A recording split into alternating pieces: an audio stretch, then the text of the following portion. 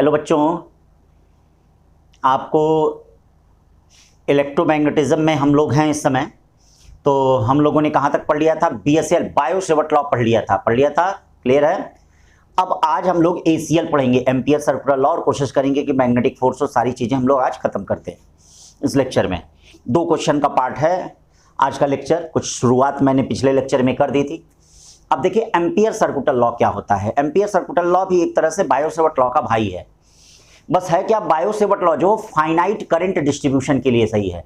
Finite का मतलब infinite wire नहीं, मतलब फाइनाइट मतलब करंट डिस्ट्रीब्यूशन संख्या 1 2 3 4 के लिए सही है। और एम्पियर सर्कुलर लॉ जो होता है वह इनफाइनाइट करंट डिस्ट्रीब्यूशन के लिए सही होता है। और डेफिनेशन में ही दम है, गॉस थ्योरम की तरह लगभग चलता है ये। ठीक है, तो डेफिनेशन में ही दम है। अब इस पे क्वेश्चन भी आपका 2019 के नीट में आया हुआ है। अभी इधर 2020 के जेई में मैंने देखे हैं कि इस पे क्वेश्चन थे, और एकदम फार्मूले वाले क्वेश्चन रहते हैं, कोई इधर उधर के क्वेश्चन नहीं रहते हैं। तो जो बातें बताएंगे अगर आप ध्यान देंगे तो उसमें से आपको क्वेश्चन भी कुछ ना कुछ मिल जाएगा। ठीक है, चलिए आइए शुरू किया जाए, स्टार्ट किया जाए। तो अब स्टार्ट करने में सबसे पहले एम्पियर सर्कुलर लॉ, ACL इसको कहते हैं शॉर्ट में, ACL एम्पियर सर्कुलर लॉ, ये क्या होता है? तो देखो बच्चों, होता क्या है, जैसे कोई भी क्लोज पाथ हो, याद रखिए क्लोज सरफेस नहीं, क्लोज पाथ हो अगर, ठीक है, ये देखिए क्लोज पाथ हो अगर, ठीक है, तो क्लोज पाथ में अगर करंट कैरिंग वायर है, ये देखिए करंट कैरिंग वायर है, I1 है, ये बाहर का मान लो I2 है, तो बाहर का नहीं लिया जाता है। ये मान लीजिए I3 है, ये मान लीजिए I4 है, ठीक है, इस तरह से ऐसे दिए गए हैं। याद रखिएगा बाहर का नहीं लिया जाता है। तो हम क्या करते हैं कि इस क्लोज पाथ पे एक छोटा सा करंट एलिमेंट DL लेते हैं, बहुत ही छोटा सा। ये देखिए नन्ना मुन्ना छोटा सा करंट एलिमेंट क्या है? DL है। तो ये कहा जाता है line integral of magnetic field.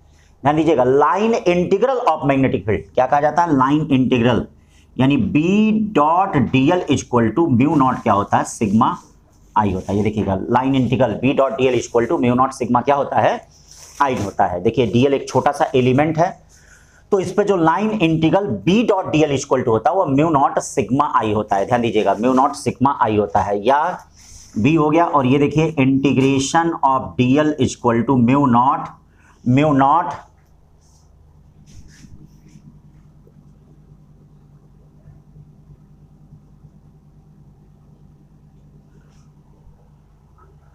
तो ये line integral B.dl equal to mu naught आपका हो गया। ठीक है, अब देखिए इसमें यहां पर ध्यान दीजिए, integration of B.dl mu naught sigma I होता है। B integration of DL mu naught sigma I हो गया। म्यू नॉट क्या हो गया? सिग्मा I हो गया।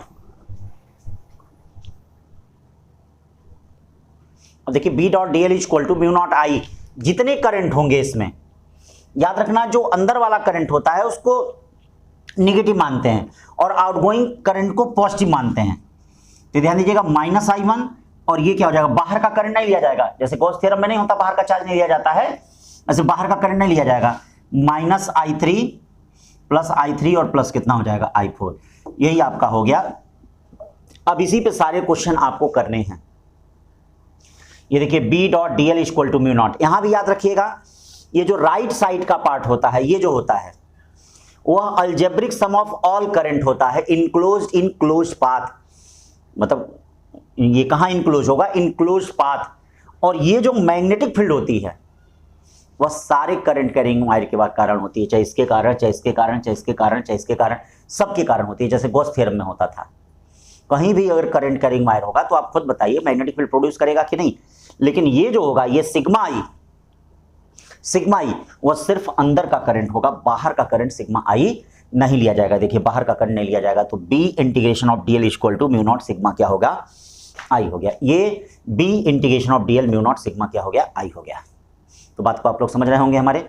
ठीक है, अब देखिए इसी पे हमको ध्यान दीजिए, इसी पे हमको एप्लीकेशन देखना है क्या क्या चीजें हैं। तो इस पे एप्लीकेशन है magnetic field due to infinite length current carrying wire.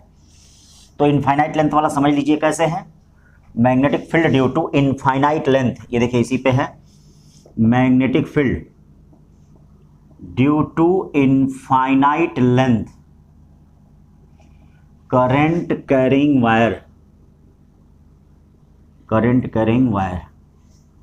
तो चलिए magnetic field due to infinite length current carrying wire, मतलब infinite length current carrying wire के कारण कैसा मैग्नेटिक फील्ड होगा? Magnetic field due to infinite length current carrying wire. ठीक है। तो इनफाइनाइट लेंथ के लिए देखिए करंट कैरिंग वायर है, डेरिवेशन जानने की आवश्यकता नहीं है, लेकिन हाँ तरीका जान लीजिए कैसे बायो-सेवर्ट लॉ को अप्लाई करते हैं। तरीका, इससे तरीका कहने का मतलब है मेरा। तो ये इनफाइनाइट लेंथ का है, इससे आर डिस्टेंस पे मैंने आपको बताया था कि इफेक्टिवली इनफाइनाइट होता है। कैसा होता है? Effectively infinite. ये देखिए इससे आर डिस्टेंस पे यहाँ पे आपको मैग्नेटिक फील्ड फाइंड करनी है, आर डिस्टेंस पे। तो ये देखो इसके लिए हम क्लोज पाथ बनाएंगे। ये देखिए क्लोज पाथ हो गया, ये क्लोज पाथ हो गया, क्लोज पाथ हो गया। ये देखिए इस पे छोटा सा एक डीएल एलिमेंट है, बहुत ही छोटा सा। ये देखिए छोटा सा डीएल एलिमेंट है, यहाँ पर हमको मैग्नेटिक फील्ड ऑब्टेन करनी है। छोटा सा डीएल एलिमेंट है, यहाँ पे हमको क्या है? मैग्नेटिक फील्ड ऑब्टेन करना है। ये ध्यान दीजिएगा, छोटा सा डीएल एलिमेंट है, यहाँ पे मैग्नेटिक फील्ड हमको ऑब्टेन करना है। तो ये डीएल मान लिया, तो अब ये क्या हो जाएगा? ये B dot dl equal to mu naught I. एक ही करंट कैरिंग वायर है, या B integration of dl equal to mu naught I, या बी इंटीग्रेशन ऑफ डीएल कितना हो जाएगा? 2 pi R equal to mu naught I, या B equal to क्या हो जाएगा? Mu naught upon 2 pi I by R. बोले भाई क्या मैग्नेटिक फील्ड हो जाएगा कि नहीं? यानी B equal to mu naught upon 2 pi, ध्यान दीजिएगा, mu naught upon 2 pi I by क्या? R. Mu naught upon 2 pi I by R. ये देखिएगा B equal to mu naught upon 2 pi I by क्या? आर। ये magnetic field हो जाएगा। तो B equal to mu naught upon 2 pi I by R. ये यहां से आर डिस्टेंस पे ये क्या हो गया? मैग्नेटिक फील्ड हो गया। ठीक है, क्लियर है? आर डिस्टेंस पे क्या हो गया? ये मैग्नेटिक फील्ड हो गया। तो सेंटर से आर डिस्टेंस पे मैग्नेटिक फील्ड हो गया ये। ठीक है, तो B equal to mu naught upon 2 pi I by R. ठीक है, अब चलिए भाई इसको कर लिया। अब सिलेंडर के कारण मैग्नेटिक फील्ड देखते हैं जरा। Magnetic field due to cylindrical current carrying wire. आ जाओ भाई, magnetic field due to cylindrical current carrying wire. तो magnetic field due to cylindrical, तो ये देखिए magnetic field due to cylindrical current carrying wire. चलिए भाई सिलेंड्रिकल करंट कैरिंग वायर में चलते हैं। सबसे पहला है हॉलो सिलेंडर, चलते हैं। ठीक है, डेरिवेशन कोई ज़रूरत नहीं है, हॉलो सिलेंडर देख लेते हैं पहले। हॉलो सिलेंडर क्या होगा? चलो भाई, हॉलो सिलेंडर आप जानते हैं कि सिलेंडर किस प्रकार का होता है। ये देखिए सिलेंडर में करंट पूरा फ्लो कर रहा है, और मैं यहाँ डीसी की बात कर रहा हूँ, एसी की नहीं।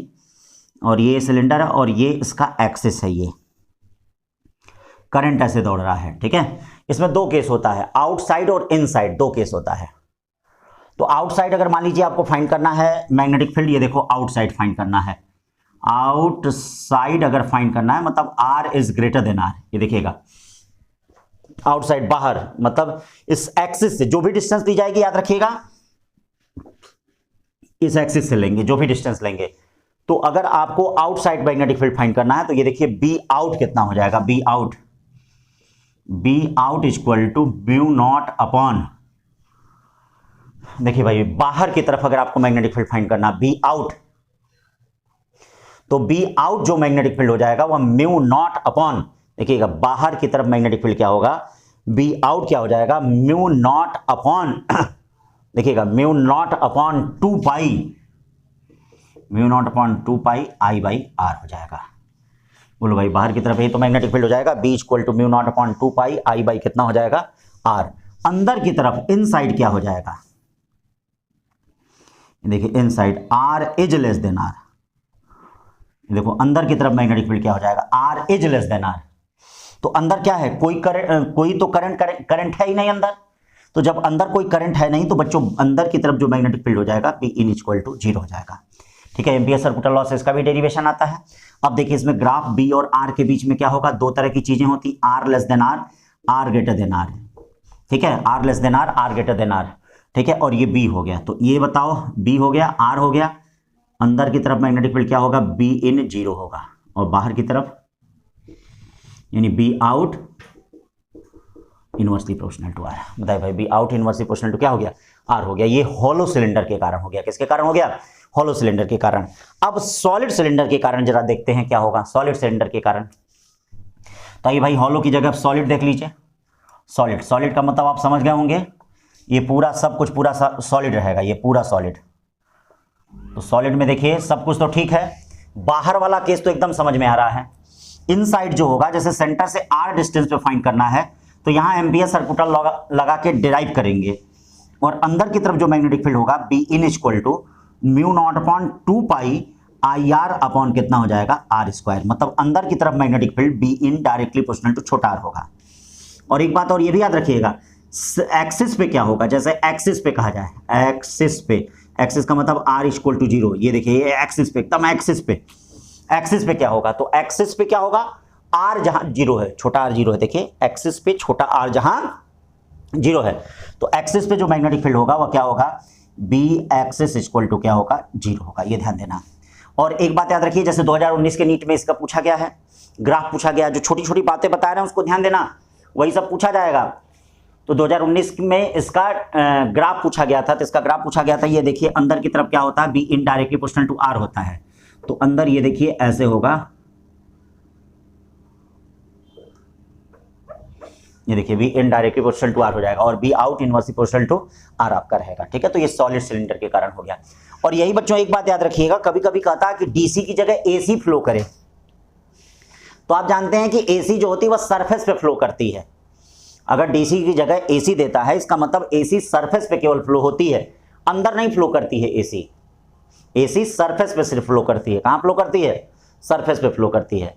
तो अगर एसी है, अल्टरनेटिंग करंट है, अगर क्या है, अल्टरनेटिंग करंट है अगर, तो अल्टरनेटिंग करंट अगर दिया गया है तो इसका मतलब बच्चों जानते हो ये हॉलो स्फीयर की, हॉलो सिलेंडर की तरह बिहेव करेगा।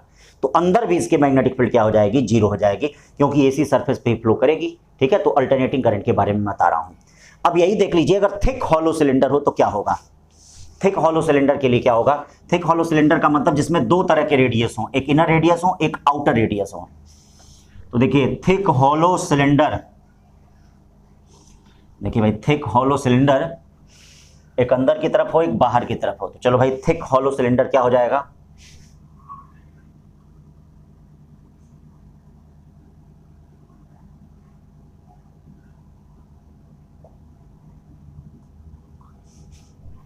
थिक हॉलो सिलेंडर, चलिए भाई thick hollow cylinder, thick hollow cylinder के लिए क्या हो जाएगा, ठीक है भाई। थिक हॉलो सिलेंडर के लिए देखते हैं, थिक हॉलो सिलेंडर ऊपर से दिखेगा कैसा, ये देखिए ऐसे दिखेगा, ऊपर से ऊपर से अगर जैसे सिलेंडर को हम ऐसे देखेंगे, ऊपर से देखेंगे तो इस तरह दिखेगा। ये इसका R1 हो जाएगा, ये इसका R2 हो जाएगा, ठीक है। ये R1 हो जाएगा, इसका R2। तो मान लीजिए ये इतने में करंट है, ये सब करंट है, हमको सेंटर से x डिस्टेंस यानी P पे हमको मैग्नेटिक फील्ड फाइंड करनी है। तो भाई डेरिवेशन का ही मतलब होता है, तो P तक फाइंड करना है तो यहाँ तक हम एक क्लोज लूप बनाएंगे। ये देखिए ये क्लोज पाथ बन रहा है कि नहीं, भाई P पे फाइंड करना है, तो इस तरह से हम क्या है, एक आपका क्या है एम्पियर सर्कुलर, ये हमने क्लोज पाथ एक बना लिया। अब अगर हम इसमें करंट निकाल लें, इतने में ये जो ये क्लोज पाथ बना हुआ है, मतलब इतने में अगर हम करंट निकाल लें तो हमारा काम क्या है, चल जाएगा। तो इसके लिए हमको मेंसुरेशन यूज करना पड़ेगा। मेंसुरेशन यूज करने का मतलब क्या है, पूरे में करंट देखिए कितना है, पाई R2 square minus R1 square में करंट कितना है, I। यूनिट में कितना करंट होगा, I upon pi R2 square minus R1 square. ये देखिए यूनिट में ये होगा पाई R2 square minus R1 square. अब इतने में कितना करंट होगा, ये देखिए पाई x square minus R1 square में कितना करंट होगा, I अपॉन क्या, पाई R2 square minus R1 square. और ये देखिए पाई x स्क्वायर माइनस R1 का स्क्वायर, पाई पाई कट गया, I डैश इक्वल टू क्या हो जाएगा, I x square minus R1 square upon R2 square minus R1 का स्क्वायर। बोलिए भाई हो गया कि नहीं, यानी I dash equal to I x square minus R1 का square upon R2 square minus कितना हो गया, ये देखिए I dash equal to I x square minus R1 square upon R2 square minus क्या हो गया, R1 का स्क्वायर हो गया। ये करंट हो गया, बोले भाई करंट हो गया, तो ये I डैश हो गया। ये जो है क्लोज पाथ जो है इसमें ये करंट हो गया, मतलब ये देख रहे हो ना, ये जो हो गया इसमें ये करंट हो गया, I dash equal to I x square minus R1 square upon R2 square minus R1 का स्क्वायर करंट हो गया। अब इसी में हम क्या करते हैं, इसी में ये देखिए, इसी में हम B डॉट DL लगाते हैं। क्या लगाते हैं इसमें भाई, इसी में B डॉट DL लगाते हैं, ठीक है। तो चलो इसी में B डॉट DL लगाते हैं तो क्या होगा, B डॉट DL लगाते हैं तो ये B dot DL equal to mu naught I dash, B dot DL integration of DL क्या हो जाएगा, 2 पाई x हो जाएगा, म्यू नॉट I डैश कितना हो जाएगा, I x square minus R1 का स्क्वायर अपॉन R2 का स्क्वायर माइनस R1 का स्क्वायर हो जाएगा, या B इक्वल टू क्या हो गया, mu naught upon 2 pi I by x, और यक्स स्क्वायर माइनस R1 का स्क्वायर अपॉन R2 का स्क्वायर माइनस R1 का स्क्वायर। बताइए क्या मैग्नेटिक फील्ड हो गया कि नहीं? बोले भाई मैग्नेटिक फील्ड आ गया। B equal to mu naught upon 2 pi I by x, x square minus R1 का स्क्वायर अपॉन R2 का स्क्वायर माइनस R1 का स्क्वायर। तो इस प्रकार से क्या मैग्नेटिक फील्ड आ गया। तो ये याद रखिएगा, थिक हॉलो सिलेंडर के लिए ये मैग्नेटिक फील्ड हो गया। किसके लिए हो गया? थिक हॉलो सिलेंडर के लिए ये मैग्नेटिक फील्ड हो गया। मतलब थिक हॉलो सिलेंडर अगर है तो उसके लिए मैग्नेटिक फील्ड हो गया। ठीक है भाई, थिक हॉलो सिलेंडर के लिए। ठीक, अब चलते हैं इसमें magnetic field due to solenoid and toroid. चलो भाई, magnetic field due to solenoid and toroid, इसके कारण देख लेते हैं मैग्नेटिक फील्ड क्या होगा। सबका फार्मूला याद रखिएगा और उसी से रिलेटेड प्रश्न आएंगे। जो बातें बता रहे हैं एकदम शॉर्ट में, छोटी छोटी हैं, उनको एकदम पढ़ते जाइए, रटते जाइए। Magnetic field due to solenoid and toroid. अब देखिए सोलिनॉइड और टोराइड के लिए क्या होगा। सोलिनॉइड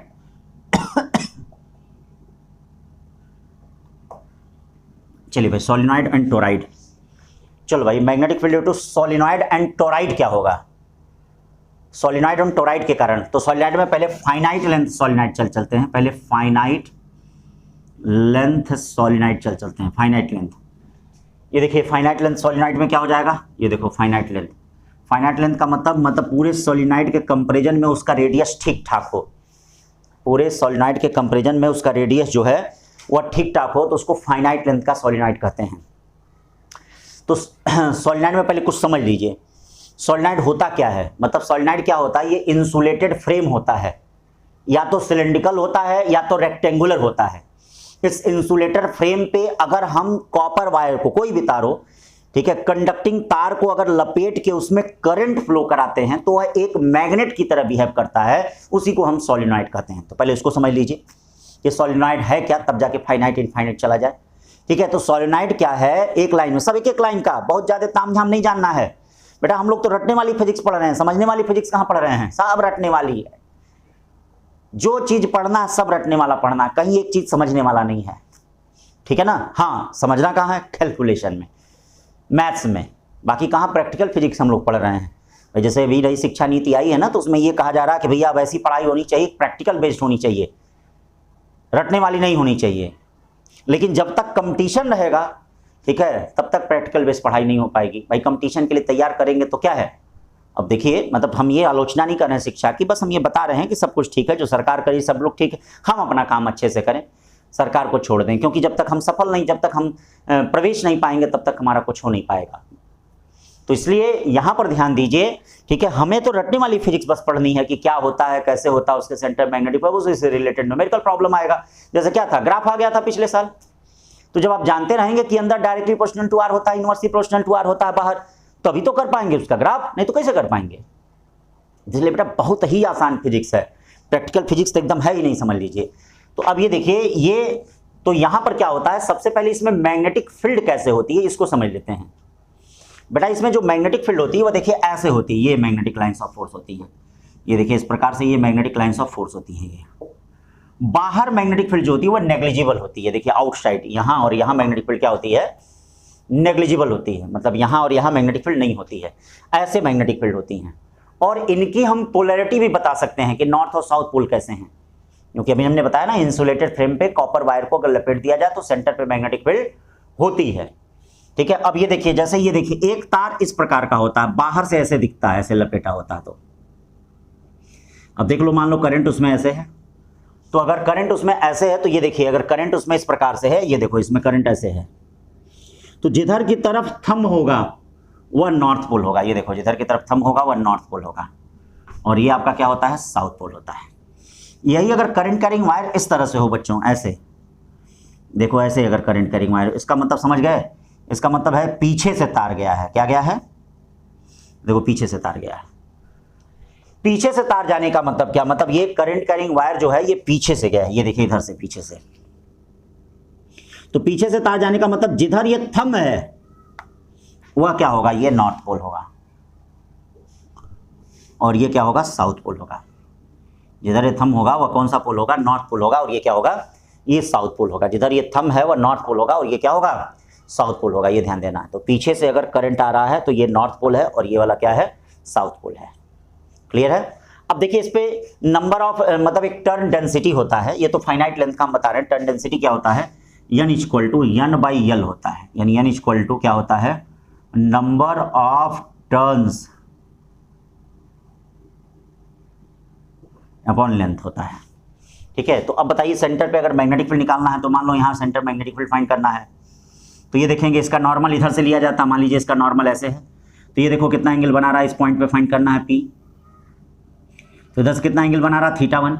मान लीजिए उस वाले पॉइंट पे फाइंड करना है, ये देखिए ऐसे, ये इस पे फाइंड करना है, ये θ2 होगा। बोलिए भाई P पॉइंट पे फाइंड करना है, तो P पॉइंट पे फाइंड करना है, तो इसका मतलब BP इक्वल टू क्या हो जाएगा, म्यू नॉट अपॉन 2 पाई। ये देखिए mu naught, sorry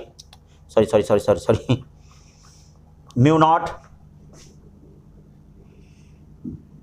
NI upon 2 cos θ1 minus cos θ2। बोलो भाई P पॉइंट पे मैग्नेटिक फील्ड हो गया कि नहीं, यानी mu naught NI upon 2 cos θ1 minus cos θ2 हो गया। बोले भाई अगर इस P पॉइंट पर हमको मैग्नेटिक फील्ड फाइंड करना तो क्या हो गया, B equal to mu naught NI upon 2 cos θ1 minus cos θ2 हो गया। क्या P पॉइंट पे मैग्नेटिक फील्ड आ गया कि नहीं, तो ये P पॉइंट पे मैग्नेटिक फील्ड आ गया। अब यही इनफाइनाइट लेंथ के लिए क्या हो जाएगा, ध्यान दीजिएगा, इनफाइनाइट लेंथ के लिए। तो चलो भाई इसका भी देख लो। इनफाइनाइट लेंथ के लिए छोटी छोटी बात को ध्यान देना जो हम कह रहे हैं। इनफाइनाइट लेंथ के लिए क्या होगा, ये देखो इनफाइनाइट लेंथ का पहले मतलब समझिएगा। ये इफेक्टिवली इनफाइनाइट होता है बच्चों। इफेक्टिवली इनफाइनाइट का मतलब क्या होता है, पूरे वायर के कंपैरिजन में उसका रेडियस ऑफ क्रॉस सेक्शन काफी कम होता है, ये इफेक्टिवली इनफाइनाइट का मतलब होता है। तो मान लीजिए यही इफेक्टिवली इनफाइनाइट होता है, तो इफेक्टिवली इनफाइनाइट का क्या हो जाएगा, ये देखिए बहुत पतला लगेगा और यहाँ आपको फाइंड करना है, तो ये θ1 करीब 0 दिखेगा और θ2 लगभग 180 डिग्री दिखेगा। ये देखिए θ2 लगभग 100, θ2 हो गया और ये θ1 हो गया, ये नॉर्मल हो गया आपका। तो θ1 0 डिग्री होगा, θ2 लगभग 180 डिग्री होगा। ये पॉइंट P होगा, तो पॉइंट P पे जो मैग्नेटिक फील्ड होगा, मतलब अंदर कहीं भी, कोई जरूरी नहीं कि यहाँ पॉइंट P होगा, सिरों को छोड़कर बीच में कहीं भी हो सकता है। इनफाइनाइट सिरों को छोड़कर बीच में कहीं भी हो सकता है। तो B इन कितना हो गया, mu naught NI upon 2 cos 0 degree minus cos 180 degree. Cos 0 1 होता है, कॉस 180 माइनस 1 होता है। अंदर की तरफ देखिए क्या होगा, म्यू नॉट NI हो जाएगा। एंड पे क्या हो जाएगा, सिरों पे, ठीक है। एट एंड कितना हो जाएगा, एंड देखिए एट एंड कितना हो जाएगा, सिरों पे कितना मैग्नेटिक फील्ड हो जाएगा, देखिएगा सिरों पे कितना मैग्नेटिक फील्ड हो जाएगा। तो सिरों पे मैग्नेटिक फील्ड कहने का मतलब क्या हो गया, ये देखिए सिरों पे मैग्नेटिक फील्ड क्या हो गया, देखिए यही सिरों है ना, एट एंड सिरों पे मैग्नेटिक फील्ड क्या हो गया भाई, ध्यान दीजिएगा। एट एंड सिरों पे मैग्नेटिक फील्ड क्या हो जाएगा, एट एंड, एंड पे सिरों पे मैग्नेटिक फील्ड कितना हो जाएगा, तो सिरों पे कितना मैग्नेटिक फील्ड हो जाएगा, ये देखिए ये इस प्रकार से हो गया। θ1 इक्वल टू कितना हो जाएगा, ये देखिएगा θ1 90 डिग्री हो जाएगा और θ2 180 डिग्री हो जाएगा। तो एंड पे कितना हो जाएगा, एंड पे म्यू नॉट NI बाई 2 हो जाएगा। यहाँ भी ग्राफ थोड़ा देख लीजिएगा, आज तक कभी आया नहीं है, भविष्य में आ सकता है कभी कभी, ठीक है। तो ये देखिए क्या होता है, ये मैग्नेटिक फील्ड हो गया सोलिनॉइड के लिए B और एक्सिस पे जो R डिस्टेंस है उसके अकॉर्डिंग। तो ये देखिए यहाँ तक तो कांस्टेंट होता है, सिरों पे जस्ट तेजी से गिरता है, बहुत तेजी से, और ये देखिए B/2 हो जाता है सिरों पे। यहाँ देखिए B रहता है और सिरों पे B/2 होता है। तो इसका ये मैग्नेटिक फील्ड और एक्सिस का जो डिस्टेंस है उसके बीच का ग्राफ हो गया, ठीक है। तो फार्मूले याद रहे, फार्मूले से ही क्वेश्चन आएगा, 100% वारंटी गारंटी है, चाहे कोई भी परीक्षा हो। अब देखिएगा इसी में एक और बात ध्यान दीजिए, टोराइड के लिए।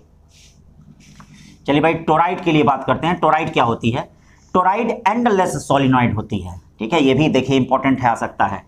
टोराइड एंडलेस सोलिनॉइड है। टोराइड क्या होता है, ये एंडलेस,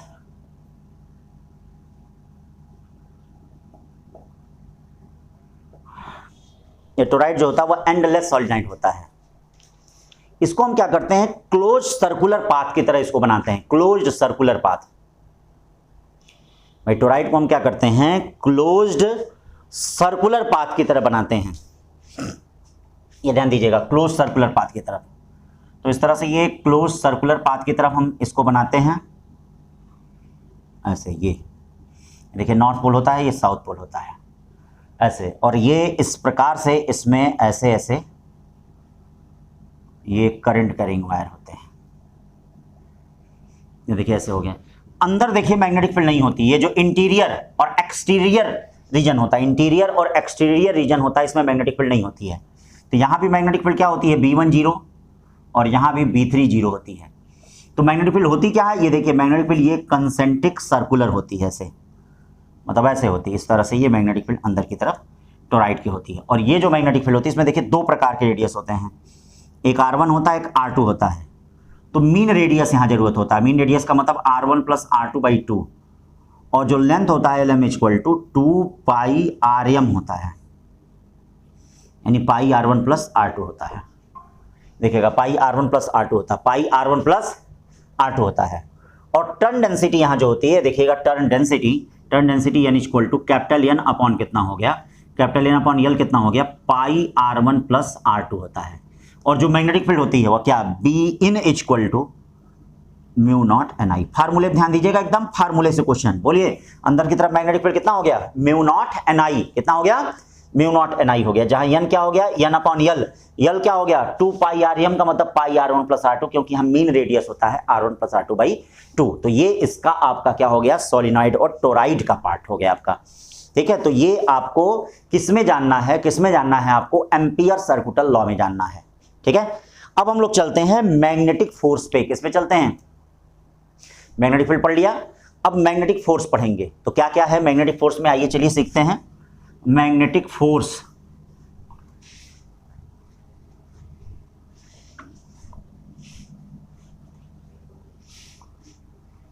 चलिए भाई मैग्नेटिक फोर्स देखते हैं। देखिए भाई ध्यान दीजिए, मैग्नेटिक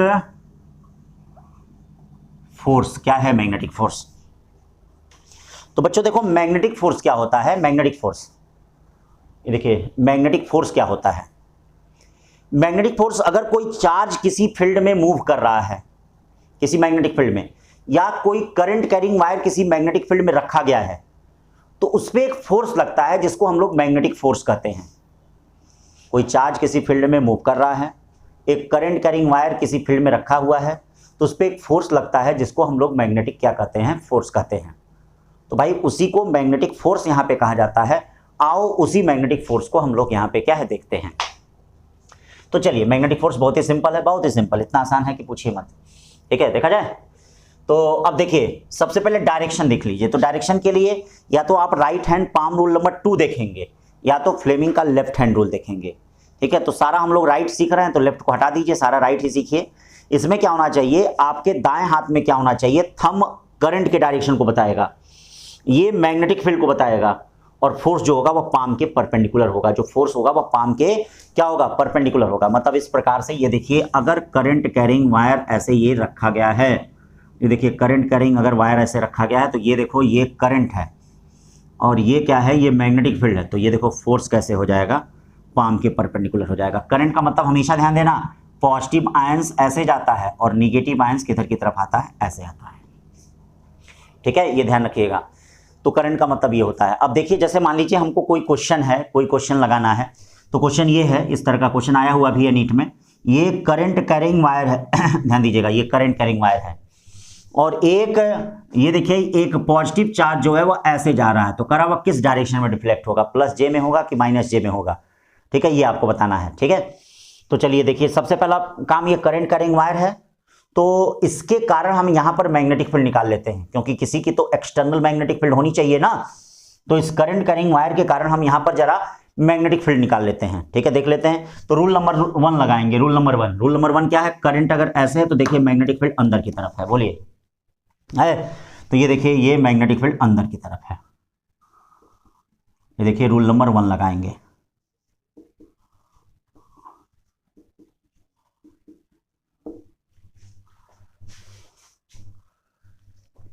बोलिए भाई करंट अगर इस तरह से तो मैग्नेटिक फील्ड अंदर की तरफ है।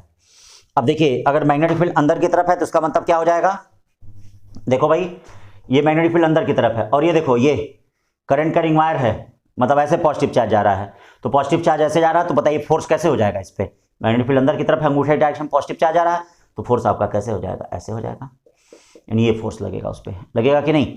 ठीक। फिर ऐसे ही जैसे मान लीजिए आपको दो पैरेलल करंट कैरिंग वायर हैं, कहीं भी दिए गए हो दो पैरेलल करंट कैरिंग वायर हैं, तो क्या होगा देख लेते हैं। दो पैरेलल करंट कैरिंग वायर हैं तो उस प्रकार से क्या होगा, ये देखो ये दो पैरेलल करंट कैरिंग वायर हैं, इनमें करंट का डायरेक्शन ऐसे है, और ये एक करंट कैरिंग वायर है, इनमें करंट का डायरेक्शन ऐसे है। तो आपसे कहा जा रहा है कि ये दोनों करंट कैरिंग वायर अट्रैक्ट कर रहे हैं या रिपेल कर रहे हैं, ये आपको बताना है कि अट्रैक्ट कर रहे हैं या रिपेल कर रहे हैं। ये आपको क्या है बताना है कि किस प्रकार से है, कि अट्रैक्ट कर रहे हैं या रिपेल कर रहे हैं, ये ध्यान दीजिए। तो ये बताइए दोनों पैरेलल करंट कैरिंग वायर हैं, ठीक है। तो ये देख लीजिए कि एक दूसरे के कारण एक दूसरे पे मैग्नेटिक फील्ड कैसे है, एक दूसरे पे एक दूसरे के कारण मैग्नेटिक फील्ड कैसे है। मतलब अगर करंट ऐसे दिया है तो ये बताओ इसके कारण मैग्नेटिक फील्ड यहां पे कैसे है, ये देखिए ऐसे, तो इसके कारण मैग्नेटिक फील्ड यहां पे इनवर्ड है। बोले भाई इनवर्ड है कि नहीं? अगर करंट ऐसे है तो इसके कारण मैग्नेटिक फील्ड यहां पे क्या है? इनवर्ड है इनवर्ड, ये देखिए इनवर्ड है। इसके कारण इस पर मैग्नेटिक फील्ड क्या होगा? रूल नंबर 1 पहले लगा लीजिए, रूल नंबर 1, इसके कारण इस पर मैग्नेटिक फील्ड कैसे होगा? तो ये बताओ करंट ऐसे है तो इसके कारण यहां पर मैग्नेटिक फील्ड कैसे होगा? बोलो ऊपर की तरफ होगा। अरे बोलो भाई करंट ऐसे है तो मैग्नेटिक फील्ड कैसे होगा? ऊपर की तरफ होगा। बोल रहे हो कि नहीं? तो मैग्नेटिक फील्ड ऊपर की तरफ होगा, ये देखिए ऊपर की तरफ मैग्नेटिक फील्ड हो गया। बोलिए भाई ऊपर की तरफ मैग्नेटिक फील्ड हो गया कि नहीं? ये देखिए ऊपर की तरफ मैग्नेटिक फील्ड हो गया। अब ये बताइए, ठीक है, ये करंट कैरिंग वायर इस मैग्नेटिक फील्ड में रखा है और ये करंट कैरिंग वायर ये अपवर्ड मैग्नेटिक फील्ड में रखा है, ये करंट कैरिंग वायर इनवर्ड में रखा है, ये current carrying wire upward magnetic field में रखा है। तो आपको ये बताना है कि आखिरकार ये रिपेल कर रहे हैं कि अट्रैक्ट कर रहे हैं, ये रिपेल कर रहे हैं कि अट्रैक्ट कर रहे हैं। तो जरा चलिए देख लेते हैं, ठीक है, आइए देखते हैं देखने में क्या है। तो देखो भाई ये करंट कैरिंग वायर है, इनवर्ड है, ये देखो इनवर्ड है, और करंट ऐसे है, करंट ऐसे इनवर्ड मैग्नेटिक फील्ड है। तो बोलो फोर्स कैसा हो जाएगा? फोर्स ऑफ अट्रैक्शन, ये देखो फोर्स ऑफ अट्रैक्शन ऐसे हो जाएगा, हो गया फोर्स ऑफ अट्रैक्शन। ऐसे ही ये ध्यान दीजिए, ये करंट ऐसे है और ये देखो करंट ऐसे है, बोलो भाई करंट ऐसे है, ये करंट है और ये मैग्नेटिक फील्ड ऊपर की तरफ है, करंट ऐसे है और ये मैग्नेटिक फील्ड ऊपर की तरफ है। तो बोलो फोर्स कैसे हो जाएगा? ये देखिए फोर्स ऐसे हो जाएगा, फोर्स ऐसे हो जाएगा। बोलिए भाई फोर्स हो जाएगा कि नहीं? तो ये देखिए ये फोर्स इस प्रकार से हो जाएगा, ऐसे ये दोनों हो गए, फोर्स ऐसे हो गए। फिर ये देखो ये करंट कैरिंग वायर है, तो इनमें जरा देखते हैं, ये करंट कैरिंग वायर है तो इसके कारण यहां कैसे हो जाएगा? बोलो ये ऐसे हो जाएगा, बोलो भाई, ठीक है। इसके कारण जरा हो जाएगा, देखिए क्या है, ये देखिए इसमें करंट कैरिंग वायर है, ये बताइए यहां ऐसे हो जाएगा इनवर्ड। अब देख लो कैसे है, मतलब रूल नंबर 1 भी लग रहा है, रूल नंबर 2 भी लग रहा है। अब रूल नंबर 2 लगाओ, मैग्नेटिक फील्ड अंदर की तरफ है, करंट ऐसे है, तो चलो रूल नंबर 2 लगाते हैं। तो पहले मैग्नेटिक फील्ड को सेट करते हैं, ये देखिए मैग्नेटिक फील्ड को सेट किया, करंट देखिए नीचे की तरफ है, तो फोर्स देखिए क्या हो जाएगा? फोर्स ऑफ रिपल्सन इधर की तरफ हो जाएगा। यहां देखिए क्या हो जाएगा, करंट ऐसे है, ये देखिए फोर्स कैसे हो जाएगा? इधर की तरफ। तो इसको याद भी कर सकते हैं कि अगर दो लूप में या दो वायर में करंट सेम डायरेक्शन में है तो अट्रैक्टिव फोर्स होता है। दो लूप में या दो वायर में करंट अगर अपोजिट डायरेक्शन में है, करंट अगर अपोजिट डायरेक्शन में है, तो याद रखिएगा फोर्स जो होता है वह रिपल्सन होता है। कैसा फोर्स होता है? रिपल्सन फोर्स होता है। तो इसको ऐसे भी लिख सकते हैं आप, ठीक है। तो ये चीज हो गई। अब अगला देख लेते हैं, force on the moving charge in uniform magnetic field. कोई चार्ज अगर किसी यूनिफॉर्म मैग्नेटिक फील्ड में मूव कर रहा है तो उस पर फोर्स क्या हो जाएगा? चलो भाई, force on the moving charge in uniform magnetic field क्या हो जाएगा? फोर्स ऑन मूविंग चार्ज, देखिएगा force on the moving charge in uniform magnetic field,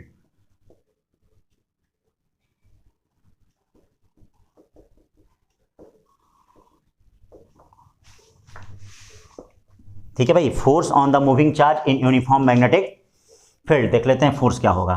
तो ये देखो ये मैग्नेटिक फील्ड दी गई है, इस प्रकार से ये मैग्नेटिक फील्ड दी गई है, इसमें कोई चार्ज है, ये देखिए कोई चार्ज है V, और ये थीटा दिया गया है। क्या दिया गया है? थीटा। तो इस v वेलोसिटी को थीटा से आप क्या कर रहे हैं, मतलब ये जो v दिया गया है थीटा पे है, तो इसको हम दो कंपोनेंट में रिजॉल्व कर रहे हैं। थीटा के पास वाला क्या हो जाएगा, ये देखो v cos थीटा, और थीटा से दूर वाला क्या हो जाएगा, v sin थीटा। तो याद रखना v cos थीटा जो कंपोनेंट है वो पैरेलल टू मैग्नेटिक फील्ड है, इसके कारण जो फोर्स हो जाएगा वह जीरो हो जाएगा। और v sin थीटा जो है परपेंडिकुलर टू b है, और इसके कारण जो फोर्स होगा F इक्वल टू, ध्यान देना, इसके कारण जो फोर्स होगा Fm इक्वल टू वह QVB sin थीटा होगा। यही हो गया, या Fm इक्वल टू कितना हो जाएगा, ध्यान दीजिए, QV क्रॉस B, ये इसका वेक्टर फॉर्म हो गया। याद रखना पॉजिटिव चार्ज के लिए पॉजिटिव लिया जाएगा, इलेक्ट्रॉन के लिए नेगेटिव साइन लेते हैं। क्रॉस प्रोडक्ट का भी क्वेश्चन यहां से आता है। और एक बात याद रखिएगा, कोई चार्ज अगर मैग्नेटिक फील्ड के अलोंग या एंटी पैरेलल मूव करता है, अलोंग या एंटी पैरेलल मूव करता है, तो उस पर फोर्स क्या होता है, जीरो होता है। मतलब यही, अगर ध्यान देना, कोई चार्ज जैसे ये मैग्नेटिक फील्ड दिया है और कोई चार्ज ऐसे मूव कर रहा है, मतलब ऐसे या ऐसे मूव कर रहा है, मतलब थीटा इक्वल टू 0 या 180 डिग्री है, तो थीटा या 0 इक्वल टू 180 डिग्री है, तो Fm क्या होगा, ये 0 हो जाएगा। ठीक है भाई, ये ध्यान दीजिएगा, Fm क्या होगा, 0 हो जाएगा। तो थीटा इक्वल टू 0 या 180 डिग्री है, तो Fm क्या हो जाएगा, Fm ध्यान दीजिएगा, Fm जो होगा वह कितना हो जाएगा, 0 हो जाएगा। ठीक है भाई, तो बात को समझ रहे हैं कि नहीं समझ रहे हैं, समझ रहे होंगे आप लोग। तो ये देखिए Fm इक्वल टू कितना हो गया, ये 0 हो गया। ठीक है, थीटा इक्वल टू और 0 या 180 डिग्री है, तो Fm इक्वल टू ये क्या हो गया, ये 0 डिग्री हो गया। अब देखिए इसमें भाई, ये इस प्रकार से हो गया force on the moving charge in uniform magnetic field. अब इसी में एक लॉरेंज फोर्स आता है। लॉरेंज फोर्स का मतलब क्या, करने का मतलब, if electric and magnetic both field present, अगर इलेक्ट्रिक और मैग्नेटिक दोनों फील्ड प्रेजेंट होती है, तो मूविंग चार्ज पे जो फोर्स होता है उसको हम लॉरेंज फोर्स कहते हैं। ठीक है, तो ये देख लीजिए, इफ इलेक्ट्रिक एंड, क्या कहने का मतलब है, if E and B both present, क्यों बच्चों, समझ रहे हो ना, if E and B both present, देखो अगर इलेक्ट्रिक फील्ड और मैग्नेटिक फील्ड दोनों प्रेजेंट होता है, तो देखो फोर्स क्या हो जाएगा, force F equal to QV plus कितना हो जाएगा, QV क्रॉस B हो जाएगा। ध्यान देना, अब इसकी दो शर्त देख लो, बड़ी इंपॉर्टेंट है। पहला शर्त यह है कि अगर इलेक्ट्रिक फील्ड और मैग्नेटिक फील्ड दोनों पैरेलल हों, मतलब ऐसा नहीं है, ये देखिए इलेक्ट्रिक फील्ड और मैग्नेटिक फील्ड दोनों पैरेलल हैं, और पॉजिटिव चार्ज जो है वह उनके अलोंग मूव कर रहा है। देखिए पॉजिटिव चार्ज उनके अलोंग मूव कर रहा है, मतलब इलेक्ट्रिक फील्ड और मैग्नेटिक फील्ड दोनों पैरेलल हैं और पॉजिटिव चार्ज उनके अलोंग मूव कर रहा है। ये देखिए पॉजिटिव चार्ज उनके अलोंग मूव कर रहा है। तो पॉजिटिव चार्ज अगर उनके अलोंग मूव कर रहा है, तो मैग्नेटिक फील्ड के कारण जो फोर्स होगा वह, ध्यान दीजिएगा, 0 होगा। यानी मैग्नेटिक फील्ड के कारण जो फोर्स होगा वो क्या होगा, 0 होगा। मैग्नेटिक फील्ड तो कोई फोर्स लगाएगा नहीं। तो अब ये देखो, ये जो यम हो गया वह 0 हो गया।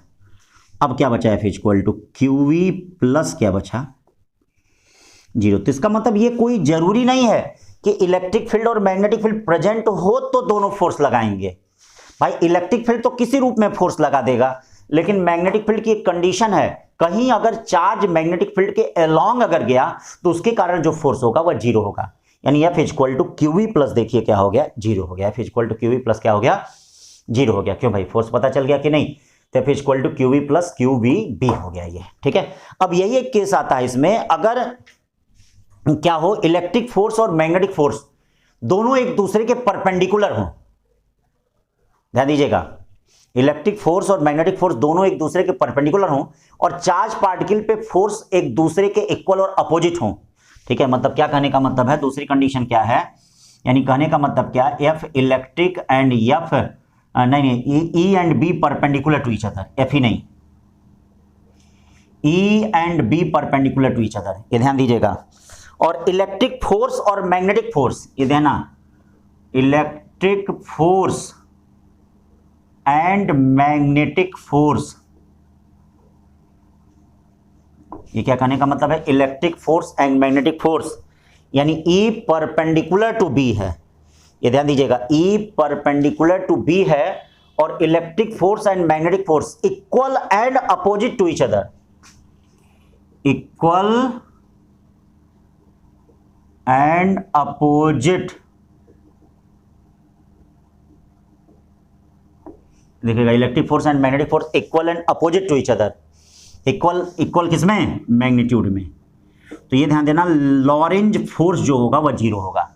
अगर ऐसी कंडीशन होती है कि इलेक्ट्रिक वेक्टर और मैग्नेटिक वेक्टर एक दूसरे के परपेंडिकुलर हैं, और क्या है, electric force and magnetic force किस पे? अरे चार्ज पे। चार्ज पे तो सारी बात हो रही है, चार्ज नहीं है तो किस पे फोर्स, हम थोड़ा निकाल पाएंगे। Electric force and magnetic force equal and opposite to each other, तो लॉरेंज फोर्स क्या होगा? वह जीरो हो जाएगा। ये देखिए लॉरेंज फोर्स क्या होगा? जीरो होगा। ठीक है, Lorentz force FL equal to कितना हो जाएगा? जीरो हो जाएगा। मतलब Lorentz force FL equal to कितना हो गया? ये जीरो हो गया। तो लॉरेंज फोर्स अगर जीरो हो गया तो इसका मतलब क्या हो जाएगा? Electric force and magnetic force equal and opposite to each other, तो लॉरेंज फोर्स जो हो गया वह क्या हो गया आपका? वह जीरो हो गया। ठीक है, पक्का है, एकदम सटीक है। अब देखिए इसमें क्या हो जाएगा, अगर ये जीरो हो गया तो QV प्लस QVB ये जीरो हो जाएगा, या E इक्वल टू, देखिए E equal to minus V cross B हो गया, या यही मैग्नीट्यूड फॉर्म में, ध्यान दीजिएगा मैग्नीट्यूड फॉर्म में, यही मैग्नीट्यूड फॉर्म में ये क्या करेंगे, मैग्नीट्यूड फॉर्म में V equal to E by B करेंगे। ठीक है भाई, यानी मैग्नीट्यूड फॉर्म में क्या हो गया? V इक्वल टू, ये ध्यान दीजिएगा मैग्नीट्यूड फॉर्म में V इक्वल टू क्या हो जाएगा? ये देखो भाई, ये देखिए मैग्नीट्यूड फॉर्म में V equal to E by कितना हो गया? B हो गया। ठीक है भाई, बात समझ में आ रही है? तो मैग्नीट्यूड फॉर्म में V equal to E by कितना हो गया? ये B हो गया, यानी E बाई कितना? B, ये मैग्नीट्यूड फॉर्म में हो गया। तो V equal to E by B magnitude form में हो गया। ठीक है भाई, तो बात समझ रहे हो? तो E equal to minus V cross B, या मैग्नीट्यूड फॉर्म में V equal to E by B हो गया। और कैसे होगा ये देख लीजिए, दोनों देखिए। और चार्ज पार्टिकल याद रखिए, चार्ज पार्टिकल की स्पीड यहां क्या होगी? स्पीड और वेलोसिटी, सब speed and velocity of charge particle constant होगा। जब भी ऐसा केस होगा, जैसे मान लीजिए ये इलेक्ट्रिक वेक्टर हो गया और ये मैग्नेटिक फील्ड हो गया, और ये देखिए ये उनके पाथ के परपेंडिकुलर मूव करेगा, and charge move perpendicular to plane of E and B, and charge move perpendicular to plane of E and B। देखिएगा charge move perpendicular to plane of E and B, यानी charge जो है वो move perpendicular to plane of E and B, E और B के plane के perpendicular move करेगा। ठीक है भाई, तो बात को समझ रहे हैं? तो charge move perpendicular to plane of E and B, यानी E और B के प्लेन के क्या है? परपेंडिकुलर मूव कर रहा है। ठीक है भाई, तो इस तरह से V इक्वल टू क्या हो जाएगा? E बाई B, यानी V वेलोसिटी जो है इलेक्ट्रिक वेक्टर अपॉन क्या हो गया? मैग्नेटिक वेक्टर हो गया। यानी velocity V equal to electric vector upon क्या हो गया? मैग्नेटिक वेक्टर हो गया। ये ध्यान दीजिए, velocity V equal to electric vector upon magnetic vector हो गया। ठीक है, क्लियर है? Velocity V equal to electric vector upon magnetic vector, मतलब E अपॉन B। और यही लाइट के लिए भी होता है। लाइट के लिए बताओ कौन रिस्पॉन्सिबल होता है? इलेक्ट्रिक फील्ड रिस्पॉन्सिबल होता है, मैग्नेटिक फील्ड नहीं रिस्पॉन्सिबल होता है लाइट के लिए। ठीक है, मैग्नेटिक फील्ड की वैल्यू काफी कम होती है, तभी तो लाइट के लिए 3 × 10⁸ आता है। जब ये ज्यादा होगा तभी तो आएगा। ठीक है, तो ये समझिएगा लॉरेंज फोर्स में काफी इंपॉर्टेंट है। अब अगर कोई करंट कैरिंग वायर किसी मैग्नेटिक फील्ड में रखा है तो उस पर फोर्स कैसे होता है? देख लीजिए, force on the current carrying wire in uniform magnetic field. क्या कहने का मतलब? Force on the current carrying wire in uniform magnetic field. देखिए भाई ध्यान दीजिएगा, force on current carrying wire in